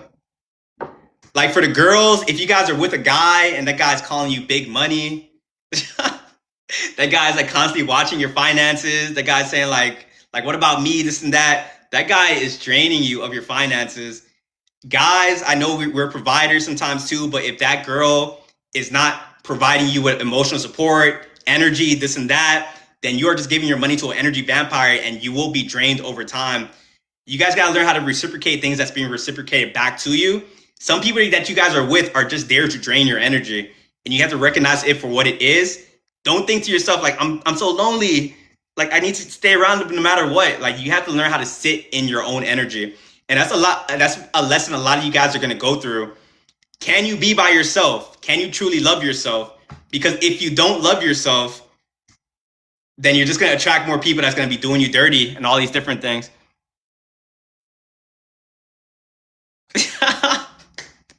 He called me big money and refused to apply to jobs and interrogate me while at work.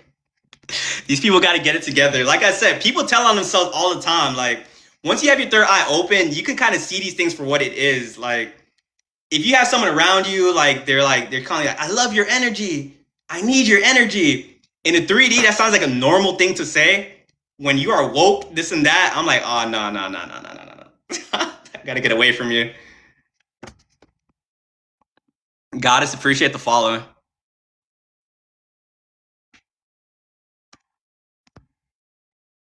What's up, Tony? What's good? What's good? What's up, Rory? Lima, appreciate the follow. Once again, guys, You're Not Alone. My content is structured around spiritual warfare, educating people, and teaching you how to like defend yourself. If you guys like these type of conversations, tap into my Discord, which will be pinned right here. Miss Jade already got me. Also, too, I will be dropping this live on my YouTube. If you guys missed a segment in here, had to step away, the full live will be on my YouTube. I covered energy vampires, Agent Smiths, narcissists, monitoring spirits, destiny swapping, succubus, incubus, and how 9 to 5 is like spiritual warfare in real time as well. How do you know someone is an energy vampire? Pay attention to your sixth sense. So after talking to somebody, there's no reason you should feel drained. Everyone you talk to, like, you should be around people that's on a similar frequency. So as you're talking to someone, you guys are just bouncing energy off of each other. So you feel rejuvenated after the conversation. You feel validated. You feel seen. If you have someone around you that's just constantly asking you questions, just constantly like trying to provoke a reaction out of you, trying to rage bait you, good chance you're dealing with the energy vampire.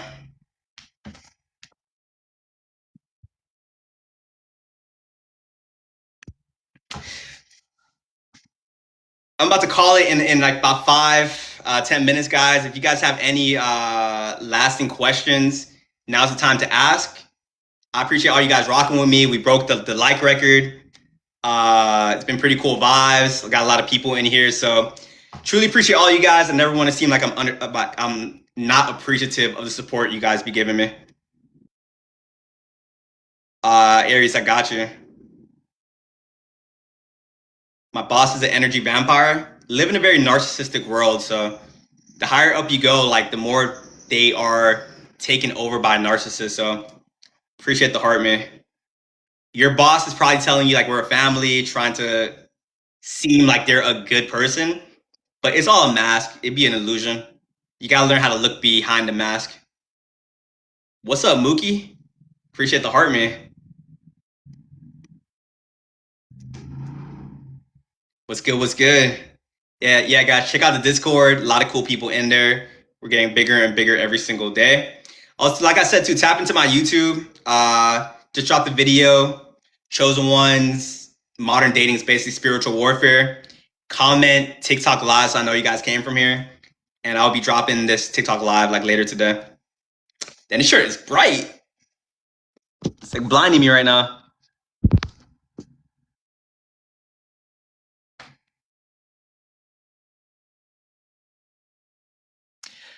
But yeah, like I said, I'm answering a couple more questions before I get out of here. What we got? YouTube is You're Not Alone, 3333. Have I discussed social media in what aspect? Moogie, catch me next time. Social media, you will have to deal with like a lot of spiritual warfare as opposed to like monitoring spirits, like they live on Instagram to kind of like just spy on you to get information. And it goes back to me saying like just move in silence. I think we live in an age where people think they have to share everything on social media. And by doing that, you never know who's watching, preying on your downfall. And preying on your downfall is extremely powerful. So, do I believe narcs have any hope? Like, will they heal? So my thing with narcissists is some people will say like, though, once a narcissist, always a narcissist. We all have narcissistic traits. Narcissists, though, like when people operate off of that energy, there are people that went through trauma and they weren't able to figure it out. So if a narcissist goes through an ego death, they can come back. It's just very rare. Like you rarely see it happen because in order to come back from being that far gone is going to be very painful for them. This is why I'm hesitating to go live. Any advice? Hey, you just got to ignore people, honestly. Understand that everyone gets attacked when they try to do lives. Look at the people like in like the famous celebrities at the top. Do you think any of them don't deal with getting attacked? If anything, if you're getting attacked, that's like an indication you're going the right way. You gotta get out your comfort zone and just get used to it.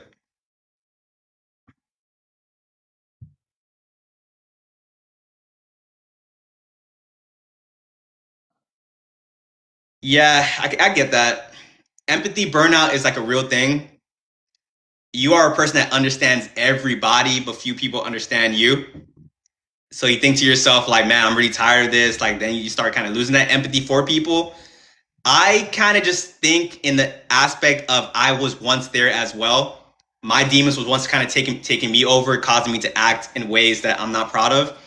Once you understand that everyone's on their journey, learning things at their own pace, it allows you to have more empathy for people and to not take it personal. If you guys do take a lot of these things personal that these vessels be doing to you, read The Four Agreements. Very good book.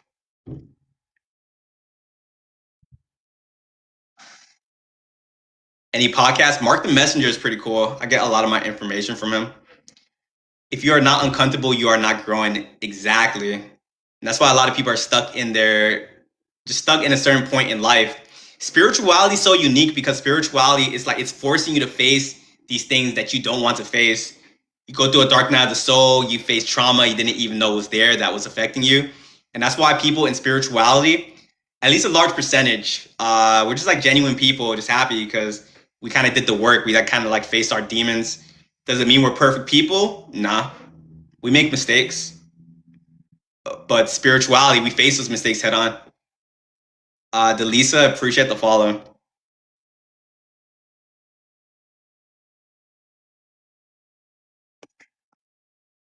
And Taya, appreciate the follow. Hey, but I'm gonna call it, guys. You guys have been amazing. Like I said, if you guys are in here, you don't follow me, shoot me a follow. I do go live every single day. Tap into my YouTube. Just dropped a new video probably like 3 hours ago. Comment, TikTok lives. I know you guys are from here. And tap into my Discord and all that good stuff. But I appreciate you guys rocking with me.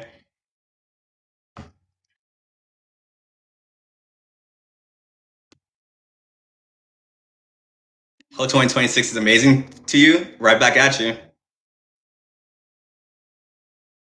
What's the YouTube? You're not alone, 3333. But I'm gonna go end my fast right now, guys. You guys have been amazing. I will catch you guys later.